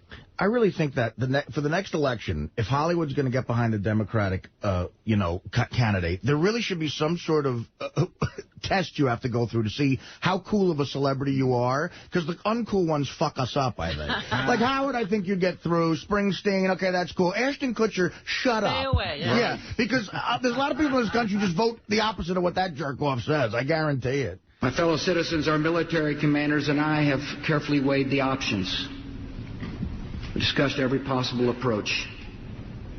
In the end... Now we know it's fucking crazy. Yeah, but we're here. All right. Anything else? And he says it's also time for the Iraqis to step up. People of Iraq want to live in peace. Oh, yeah, they're going to step up the same way he stepped up in Vietnam.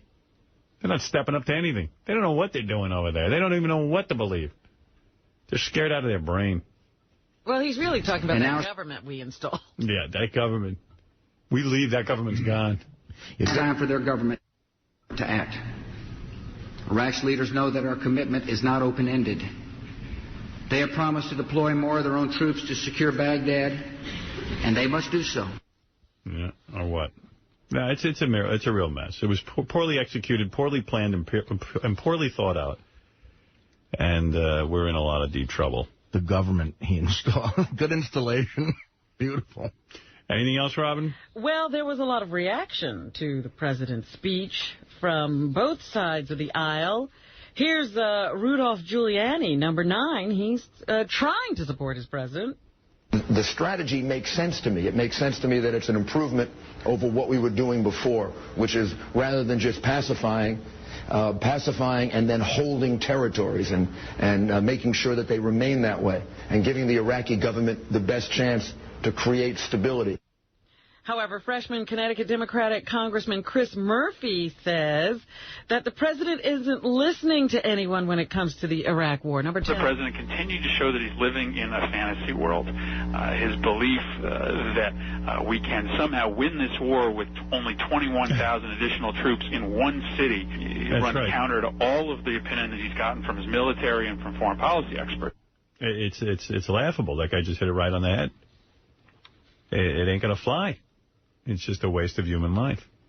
And Senator Ben Cardin, who's a Democrat from Maryland, says here the president goes again, wrongly trying to tie the Iraq war to September 11th, number 12. I mean, the president was trying to use the emotion of 9/11, implying once again that Iraq was involved in the attack on our country on 9/11, and they were not. And nothing to do with it. We're over there to get the terrorists. Actually, there's one congressman who says all the experts say we're creating more terrorists. Yeah, I mean, it's just... So just by leaving, we would lessen the amount of terrorists there are. Also, here is a director of the University of Virginia Center for Politics. He analyzed the president's speech, and he said that in his speech, the president couldn't have done much of anything except announcing a pullout of troops to win support. Number 14. It was not a particularly effective State of the Union address, but maybe under these circumstances it really couldn't have been. I don't know if the greatest orator ever to live could have changed the grim reality facing President Bush.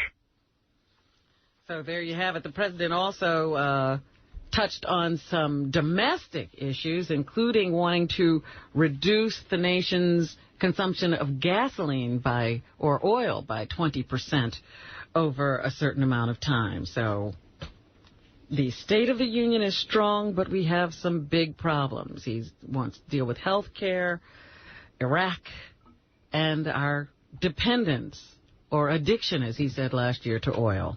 Did you watch it all, Robin? No, I didn't watch any. No, I turned it off after American Idol.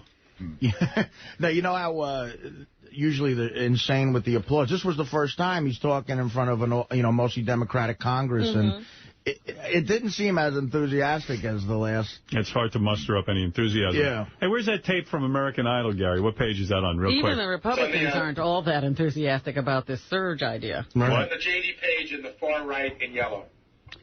Okay. Here's the chick from American Idol misusing the English language.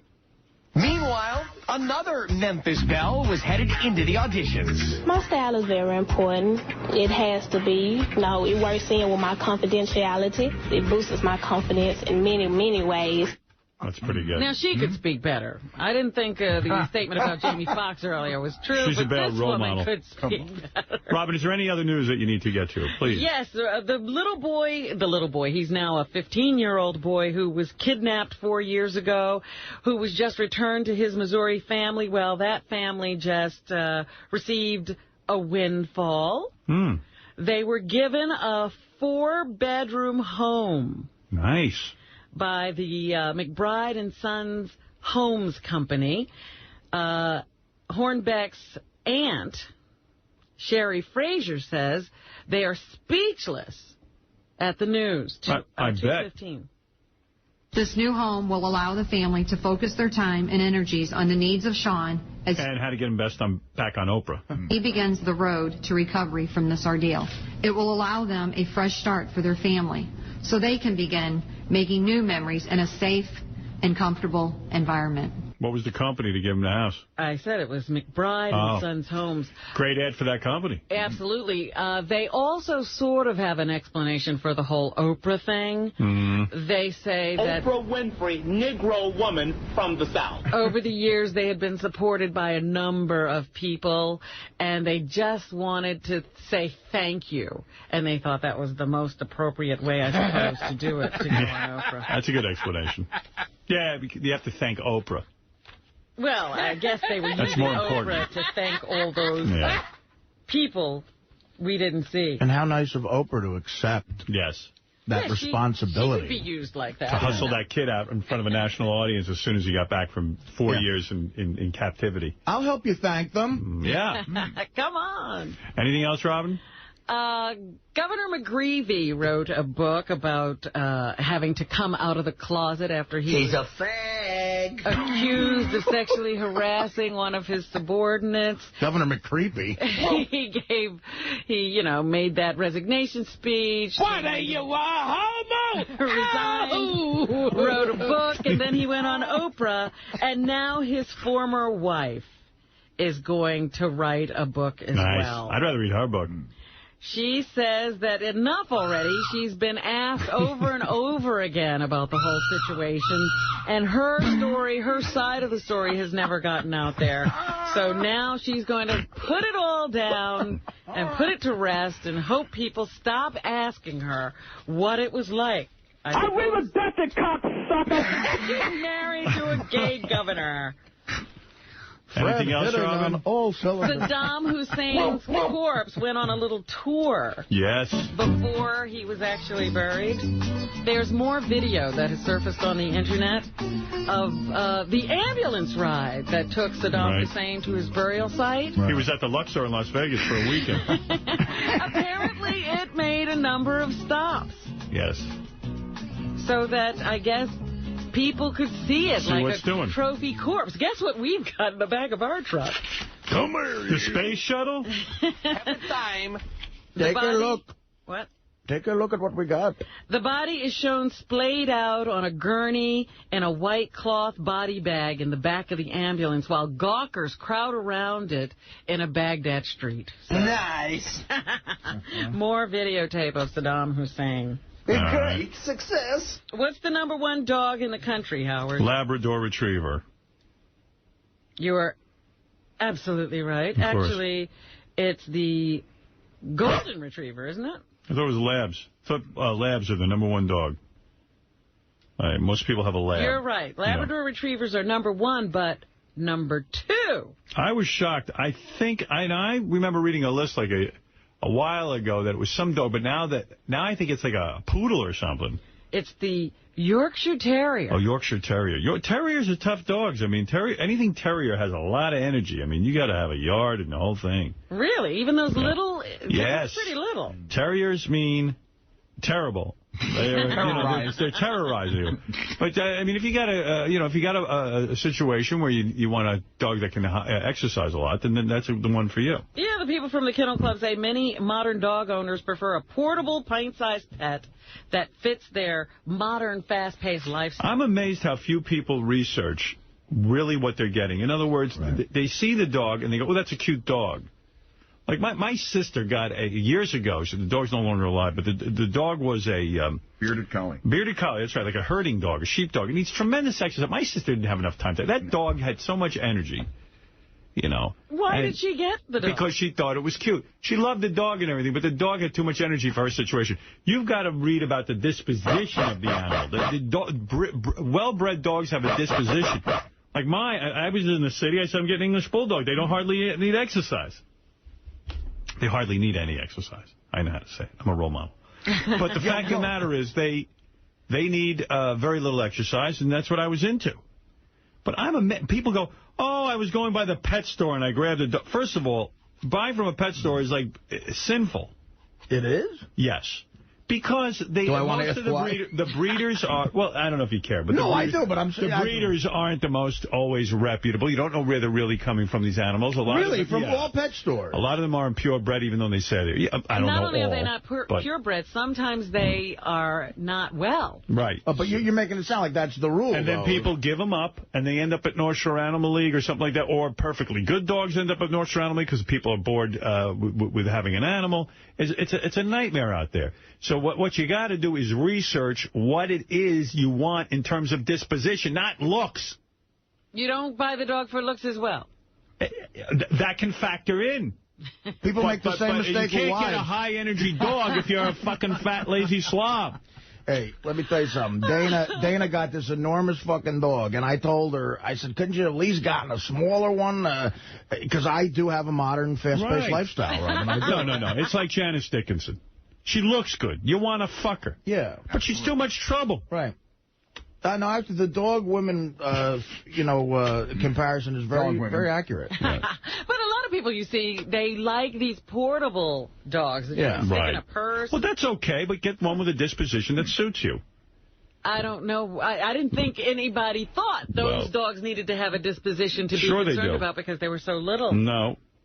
You still Some of them have are to yappy. be concerned, huh? Yeah, you most certainly do, Robin. All right. I'm an expert on anything. What else you want to know about? Do you need to take all this into consideration if you're getting a cat? No, cat's a cat. I mean, but I'll tell you what. I got an older cat. You know, I found the cat, and I saw the disposition first. In other words, I didn't have a kitten because I wanted a certain type of cat. I wanted a friendly cat. Some of them are more standoffish. I thought all cats are like assholes, though. No. Some are more friendly than others.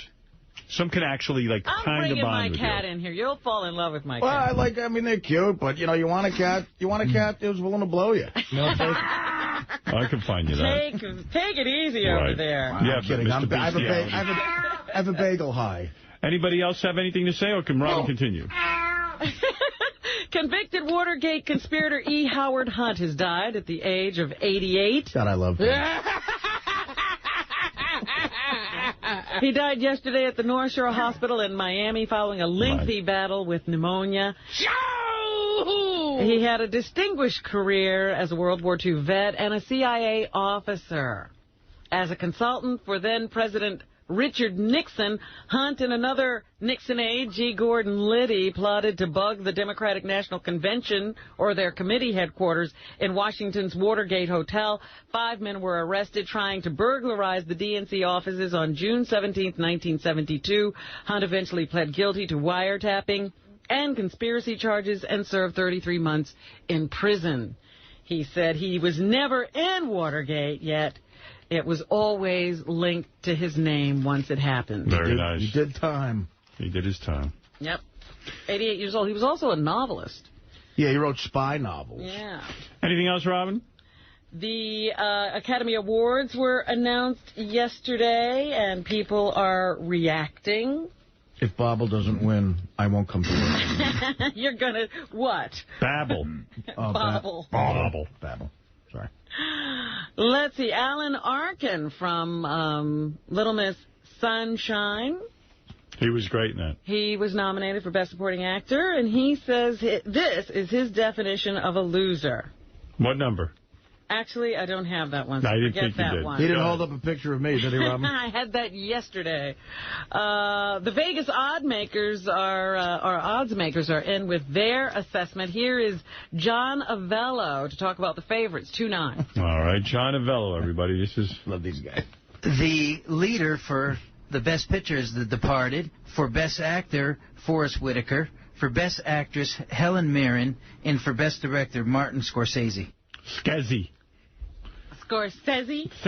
Mr. Martin Scorsese. Leonardo DiCaprio, who was nominated for Blood Diamond, says he's rooting for Scorsese. I'll be rooting for him. You know that. You know I'll be rooting for Scorsese. There's no question about that. And he says it's Sazy, so I don't know who's right here. And Jennifer Hudson of American Idol fame says her Oscar nomination means a lot. Oh, it's a big deal. Are you kidding? I mean, Simon was wrong. You got a tape of that? What number? 2-8. 2-8. Oh, don't have that one either. I'm all over the place today. Yeah. Sorry, Will. That website's going to fill up, Robin. You better watch yourself. Keith Urban, who is the husband of Nicole Kidman, has just completed 3 months of rehab. Well, that's a great way to start a marriage. Boy, that girl knows how to pick them, huh? I got to tell you. Here he is talking about it. He says life had become unmanageable for him. 3-3. Who said that? Keith Urban. You sure you got that? 3-3. 3-3. Jeez, you're a busy woman. Hold on. I got to hear this guy. Now, there was no big cataclysmic event that happened right before I went in. What it was a lot of small things that were happening in my life, small moments that were starting to accumulate, and they were making my life unmanageable. And I got to the point where I wanted to go in to treat. Isn't that amazing? Like, you'd think that would be like a time she would have recognized it. I mean... Yeah, he was having this big wedding, and she didn't notice something was wrong? All right. Also, he says, it was a long time in rehab, 3-4. The reason why it was so long, too, was just what I was learning as I stayed in there. That first 30 days, I learned what they say in there, that abstinence is it's the ticket into the movie. It's not the movie. So. Right. And he does say that he got a lot of support from Nicole while he was in. My wife stayed extraordinarily strong and loving, and my friends and family were there, and man, it's just been really overwhelming. Super. And finally this morning, Dakota Fanning is in a new movie called Hound Dog, and it's getting a lot of people up in arms because there's a very graphic, I am told, rape scene. Holy mackerel! In the movie. Lots of people are talking about it. Here's the director, Deborah Kampmeyer, who says critics haven't seen the movie yet. Yeah, how would they know? The thing is, all the people who are upset about this movie have never seen this movie. And the people who actually support the film are the people who have seen it. And really important people are supporting the film. And I'm grateful for their support. And, you know, I think when people see the film, they'll be surprised. The thing is, all the people... All right. She says that the rape scene is handled delicately. Mm-hmm. She must be educated. All right, Robin. So if you haven't seen it, just wait. That's right. Keep your mouth shut. All right, Robin, thank you. And is that what's happening? That is. For all things King Norris, check out www.kingnorris.com. Artie Lange with Sal, Richard, Bob Levy, and the boys from Bubba the Love Sponge. March 23rd at the Lakeland Center, Lakeland, Florida. See Gary Dell'Abate at Steven Singer Jewelers on the other corner of 8th and Walnut in Philadelphia on Thursday, February 8th at 3 p.m. See Sal, Richard, Rev Bob, and more Saturday, January 27th at the Majestic Theater, Detroit, Michigan. Go to Ticketmaster.com. Reverend Bob, Shuley, Beetlejuice, Saturday, March 3rd at Headliners Music Hall, Morrisville, Kentucky. Call 502-584-8088 for tickets. The Reverend Bob Levy, Jim Florentine, Beetlejuice, and more. Friday, February 16th at the Rams Head Live, Baltimore, Maryland. Call 410-244-1131 for tickets. And they'll also be at the Broadway Theater of Pittman, New Jersey on Saturday, February 17th. Call 856-384-8381 for tickets or visit RevBobLevy.com. To book Benji and his naked lesbian bachelor party strippers and to see their new, dirty, interactive website, go to dialadancer.com or call 1-800-414-7808.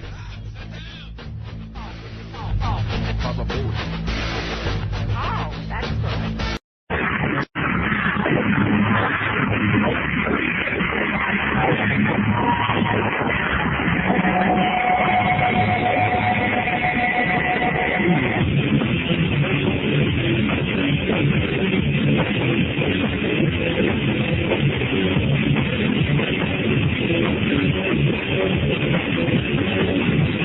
Wow. It's cold in here, baby. Finally, some air conditioning. Woo-wee. Hey now, Artie Lange sitting in today, and good to see you, Artie. Thanks, man. Weren't you in Europe? Yeah, I was taking care of some loose ends over there. Yeah, Artie had a lot of business going on over in Europe. Right. Then he had to fly to Mallorca to meet with Elizabeth Hurley. Got a new project. Right. Good morning, and it's a big day on the show. It's the day after Robin's birthday. Everybody recovering. It's the birthday of the rest of your life. Everybody recovering. Happy birthday, Robin. Well, thank you, Artie. How are you? I'm good. You're late. It was yesterday. All right. Anyway, so good morning, everybody. We have a very, very jam-packed show for you today. We have Tara Reid, Allison Hannigan, and Natasha Lyonne of American Pie coming in. American Pie 2. Of American Pie 2. The girls of American Pie 2. That's going to be fun. Yeah. A lot of people very excited about that. Right? I think I got a shot. And what? See in the movie? One of these broads might say. One of the broads. I think Allison Hannigan might like you, Artie. You think? She might come across. I'll tell you something. Also, Darrell Hammond from Saturday Night Live, who did the excellent Bill Clinton impression. Oh, He's I coming like in. that. Yeah. That guy's good. He's a good guy. You know him, right? I do know him. How do you know him? I just see him out at, like, clubs and stuff and whatever, you know. On the Comedy Circuit. I met him a few times, yeah. Seems like a pretty good man. Pretty good man. I tell you, he's a good man. No, I was reading notes on him. He's got a pretty incredible story. Oh, yeah. He's got great stories, actually, Hammond, yeah. Well, I'm talking about his real life. Right, I mean, that's what I'm saying. It's pretty frightening. Really? More frightening than Artie's. Well, about as frightening as your life, actually. His family abused him. And he hasn't spoken to his family since he's like 3 or something. Oh, let's reunite him today. Something like some kind of story about abuse. I don't know if his whole family, everyone was getting it. I don't know. It's a pretty horrible story. Oh, boy. And also, Bibi Buell's coming in, who's been all over the talk show circuit. She's the mother of Liv Tyler. Well, this is a jam-packed show. Yeah, absolutely. Yeah, we do have a lot going on and a lot to get to from the newspaper and things that are going on around this show. Artie, maybe you do have a shot with Bibi Buell. That's fine. She was You'll pretty pick her, cute. too. Yeah, I saw she wrote like a book, right? I saw the cover. Yeah. Okay. I got to tell you, well, you know, let me take a break and I'll tell you what I have on my mind. We'll be back right after these words. Hey, what's up? This is Shannon Briggs. And listen, I want to fight Mike Tyson more than you can possibly believe. And when I do, Howard, you better puck up because you'll be kissing my ass. 95.1, The Nerve. More of the Howard Stern Show is next. It's The Nerve 1, The Nerve. Yeah. A lot of false excitement right now. Hold on. Whoa. Yeah, come on. Let's get naked. A lot of false excitement in the room. That helps in radio. If it sounds like a lot's going on, people stay tuned. Yeah. What's going on? I gotta listen. I learned that early on that I had nothing going on, but if I missed something... Whoa! Wait a second. Shut up, you Juice, please. Oh. I'm trying to get some out. Something important to say. All right. I learned that. I watched that Fox News channel waiting for any drop of new evidence or new thoughts on the Chandra Levy, Gary Condit case, and they always make it seem like something's going to happen. They're like, urgent, huh? Coming up next on Hannity and Combs, Chandra Levy's aunt, then you go, ooh. They come on and they're yelling and they're screaming and I'm waiting and you go, what do you think of this? And meanwhile, there's nothing going on and I just wait. I wait for any drop of Chandra Levy, anything. I don't know why. It makes no sense to me. I don't know this guy, Gary Condit. I don't know anything about him. I don't know anything about her. I am completely consumed. Where does he stand on the issues, actually? Yeah. Most people in his district wouldn't even know. Coming up next on the Fox News Channel, how to pronounce the name Chandra Levy. Oh, my God. Well, maybe it's Chandra, maybe it's Chandra, maybe it's Mandra. I don't know what it is, but I got to stay tuned. Shocking. Yeah. Hannity and Combs debate Chandra's favorite ice cream. Coming up next. I watch it like a total dope. All Chandra Levy news all the time. Yeah. It's fascinating. Well, the other day we were talking to Mike Walker, and he said, for fans of Chandra Levy, I was like, what are you talking about, fans? Hey, he knows. I'm a fan. By the way, this is a new phenomenon for me. The best part is that he condemned Bill Clinton for banging interns. That was the best. That was a good move. You got to admit, that's the best fact there was. Wow. Real good move on your part, Gary. Yeah, that's not too hypocritical.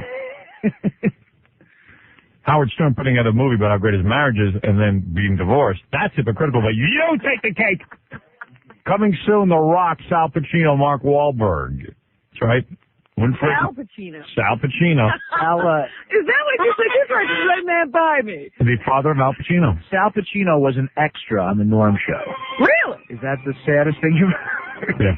My son's Al Pacino, but I'm an extra on the Norm Show. And why? I mean, why does he have to do He wants that? to be a celebrity? I don't know. I think he just likes hanging around. He was an extra who had like an assistant, and that never happens. And we were wondering who he was, and the woman said, yeah, that's Al's father. And it was just it was depressing. I'm sure. Oh, no, not again. Oh, my God. Howard's trying to talk to us. Howard, come in. Come in. That's Chandra Levy? Who took Howard's mic? Where was Gary Condit when that happened? I just unplugged and plugged it in. Now it's working. So it's obviously something in the wiring. It's something in the wiring. It's in the plug. You know what? All morning long, I have a connection into here, and I heard Scott the engineer going, check 1, 2, check 1, 2. Right. Check 1, 2. Here's the most annoying voice. Hey now, check 1, 2. Check 1, 2. Over and over and over again. And I checked it. I did it for 10 minutes trying to make it stop. Yeah, well, guess what? I just talked for 3 minutes and made it stop. I can't do it. Well, it's working for now. Check 1, 2. Check 1, 2. Union break. You know, Scott's out there going, there's nothing I can do. And I had this conversation. Nothing he can do, but you see, there's nothing he can do. That's true. Here's what he said to me. He said, Richie put a new microphone, rewired it, cleaned the module. So I said to him, okay, it's clear that you guys have done everything that you can do, and maybe it's time to bring in an expert, a guy who actually really knows. How many days can this go on? No offense to Richie. Richie knows what you know, nothing. And the two of you together cannot get this done. Check 1, 2. I'm not putting you down. I'm saying Richie's had a shot at this. He can't get it fixed. You can't get it fixed. Might be time to bring in a guy who fixes this kind of stuff for a living. And I said yesterday, why don't you do it today? Because rather than wait for 5 days, why don't we just do it after 3 days? We really should have done it after 1 day. Right.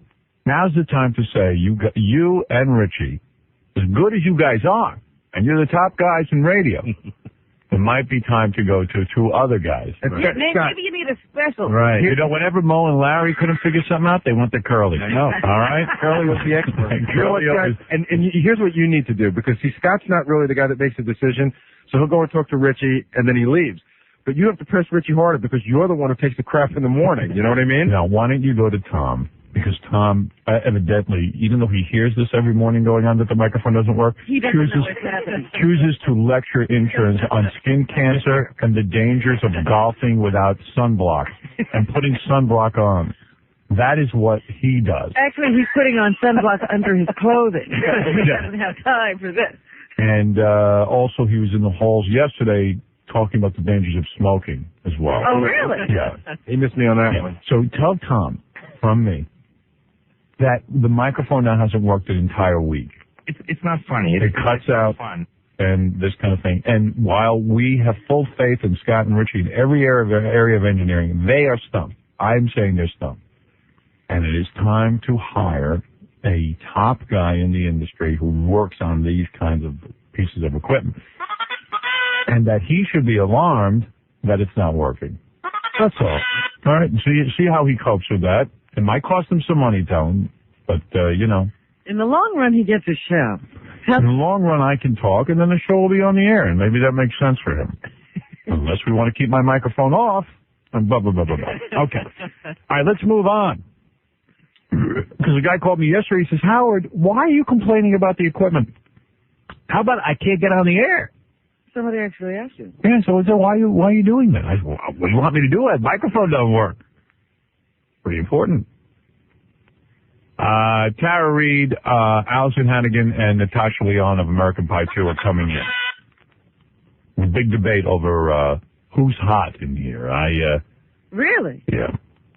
Who is? A lot of the guys. There's one intern here who's willing to do all kind of weird things to meet Tara Reid. Yeah. I think finally he's going to lick the bottom of her shoes. Oh, yeah, and I am. Because... And he brought flowers and he wrote a poem. But you know a girl doesn't dig a guy who grovels.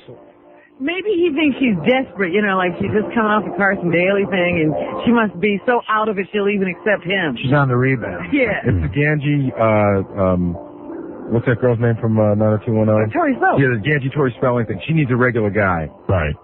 I don't, she's looking for an intern. A guy with no job. I want to ask her what she saw in Carson Daly. I don't get that. Well, he's good looking, isn't he? No. Chicks even tell me he's not good looking. Really? I hear chicks say he's good looking. No. He's not, right, Robin? No, I told you, he looks like Fred Flintstone. Yeah, I mean, I don't know what a good-looking guy is because I'm so totally heterosexual, but that can't be a good-looking guy. He's kind of chubby. His face is getting a weird shape to it. Round. He don't work out. He's very busy. With 11 shows. That's it. It's 11 shows. On MTV. That's how he gets Really? Because are those shows really important? I mean, everyone knows TRL is big. Howard, TRL might be big, but I don't think that he's big. No, but he is. He is the Dick Clark of this generation. He's like Dick. No, stop saying that. He's not talented. He is not the Dick Clark. I'm not saying the guy's talented. Clark, he's the Dick of the generation. Yeah. He is the Dick of the generation. Dick Clark was a guy who hosted American Bandstand and didn't become Dick Clark until he started making movies, production deals, and he put together a production company. I'm saying he's a Dick Clark in the sense that kids come home every day and turn on the TV and watch him, not because they want to see him. What are the ratings on TRL? Well, for kids that age, I think they're big. No. So she's a kid that age? I don't know what her Tara Reid? I don't know what her problem is. She got caught up in the whole hype, I guess. Well, this is what I'm going to ask her. Number two, I'm sure she's going to bring up the fact that we hung out one night, and I found it totally annoying. I don't think she knows that, does she? Yeah, You found her annoying? Yeah, I'm sure word got back to her. You told that story 5 or 6 times, how annoying she was. Right. That's why I was surprised she was coming in. See, I don't believe she knows. What is the case? Hey, Howard, Steve the intern's ready to read his poem if you want. You want to meet him? He's got flowers and everything. Let me just tell him what a fag he is. Yeah, really. Bring him in. Even the flowers are like those things you get at that green grocer. They're not even great flowers. Yeah, right. Traveling doesn't work. Nobody knows better than me. Hey, Steve, you're a nice guy, I'm sure. I don't really know you that well. Adam Sandler look like it. I'm a nice guy. I'm always laughing at guys who, like, when I was in college, I knew I couldn't get somebody who was an actor or something like that. Maybe I was silly, but I hadn't accomplished anything in life yet. There was no reason someone would pay attention to me. I wasn't particularly handsome, for sure. I mean, there was no reason that someone would pay attention to me. In your mind, you want to meet Tara Reid, and you even wrote you were willing to, I don't even, lick the bottom of her shoes. Do you think a chick's going to be into you if you lick the bottom of her shoes? She's going to see you as a total douchebag. Right. If you want my advice. Well, no, I'll let you lick her shoes to meet her. Yeah, we got to see it. The other thing is, well, what are you thinking? No, what are you thinking? What am I thinking? Yeah. I just wanted to, I got a little crush on her. She's gorgeous. I wanted to come in and bring her flowers if that's what it took. Can I ask you a question? Out of all the chicks in the movies that you could have a crush on, why her? Like, why not? Cute. Why not, Mina Zavari. Oh, this is not her. There's something more going on with that head. I like her. I think. Mina Zavari? No, Tara. I think I like that cute, like, girl next door look. Did you go see Josie and the Pussycats? No. Why? If you're so into her, why wouldn't you go see it? Because I had to save enough money to buy these flowers. No, come on. Be honest with me. Why didn't America go see Josie and the Pussycats? If guys like you say you're attracted to her, why not go see her? I don't know. I'm in college. Movies are like $25 now. And what does the 6 on your shirt mean? 6 inches? I don't know. Maybe your net worth $6? No, get it. How much the flowers cost? I just read that she was on some yacht making out with some rich guy or bankers. Maybe she's banker. Yeah, like she's going out with bankers. Maybe she's born with that, right? Did you read that? Yeah, some international banker she's with. Yeah, she's not even doing other Hollywood guys. She's doing bankers. Due for an intern. Yeah, right. Let me get this straight. Carson Daly, international banker. Steve the intern. There you go. All right. Makes sense. You know what? That number's on her shirt. Well, I want to watch you lick her shoe. I'll show you. Because I know chicks really dig guys who grovel. That's what I heard. If you got a number on your shirt, you better be a Yankee. That's You better be Derek Jeter. Yeah.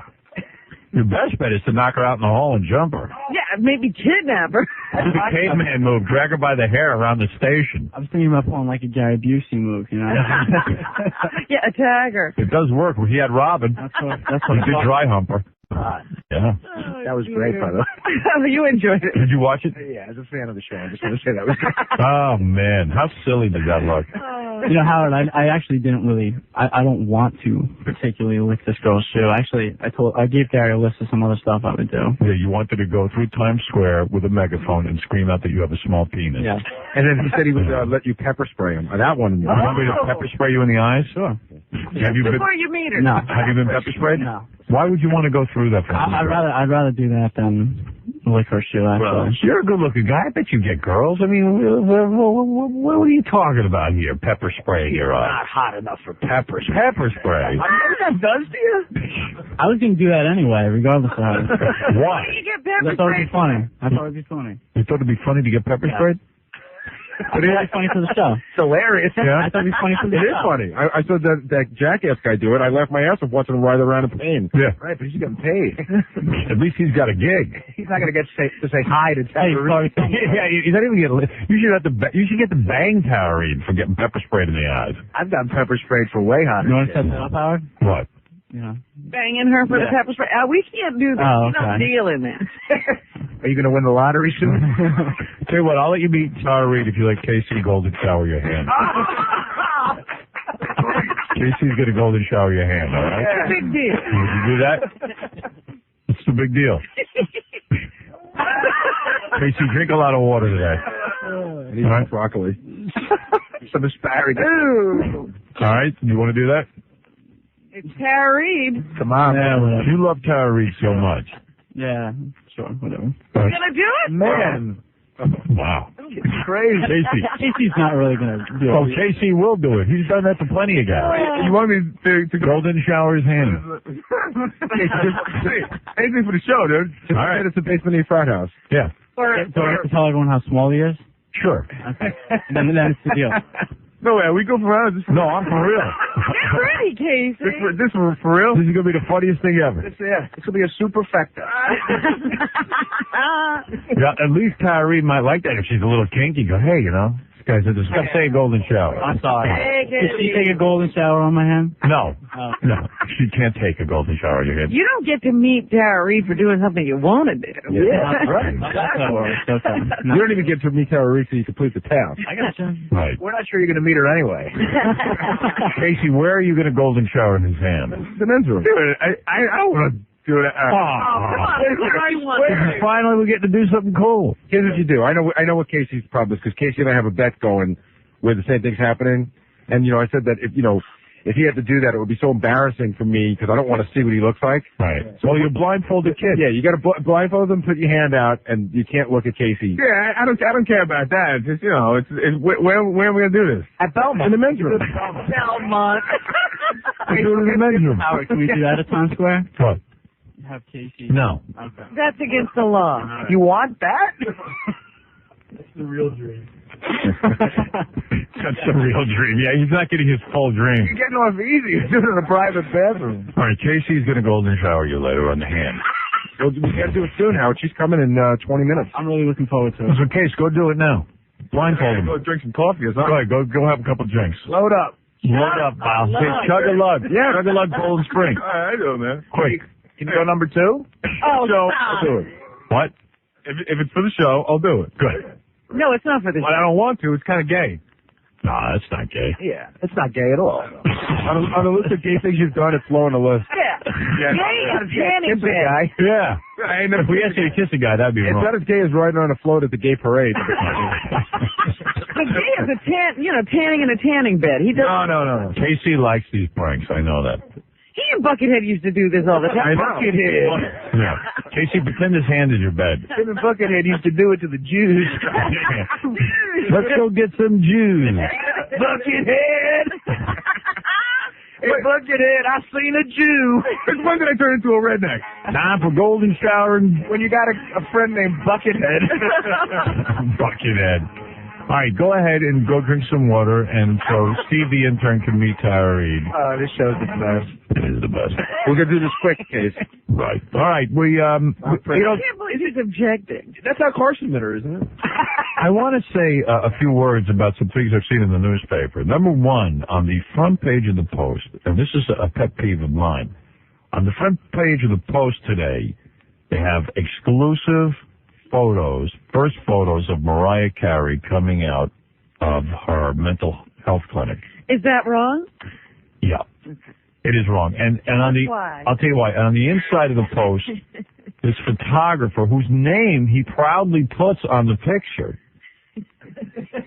The girl, he comes home, she's staying at her mother's house.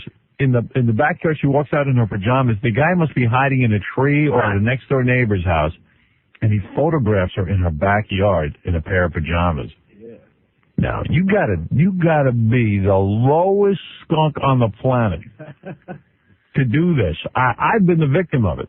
And I know when you supposedly think you're in private, right, you're walking down the street, a guy photographs you, he does it, you hate it.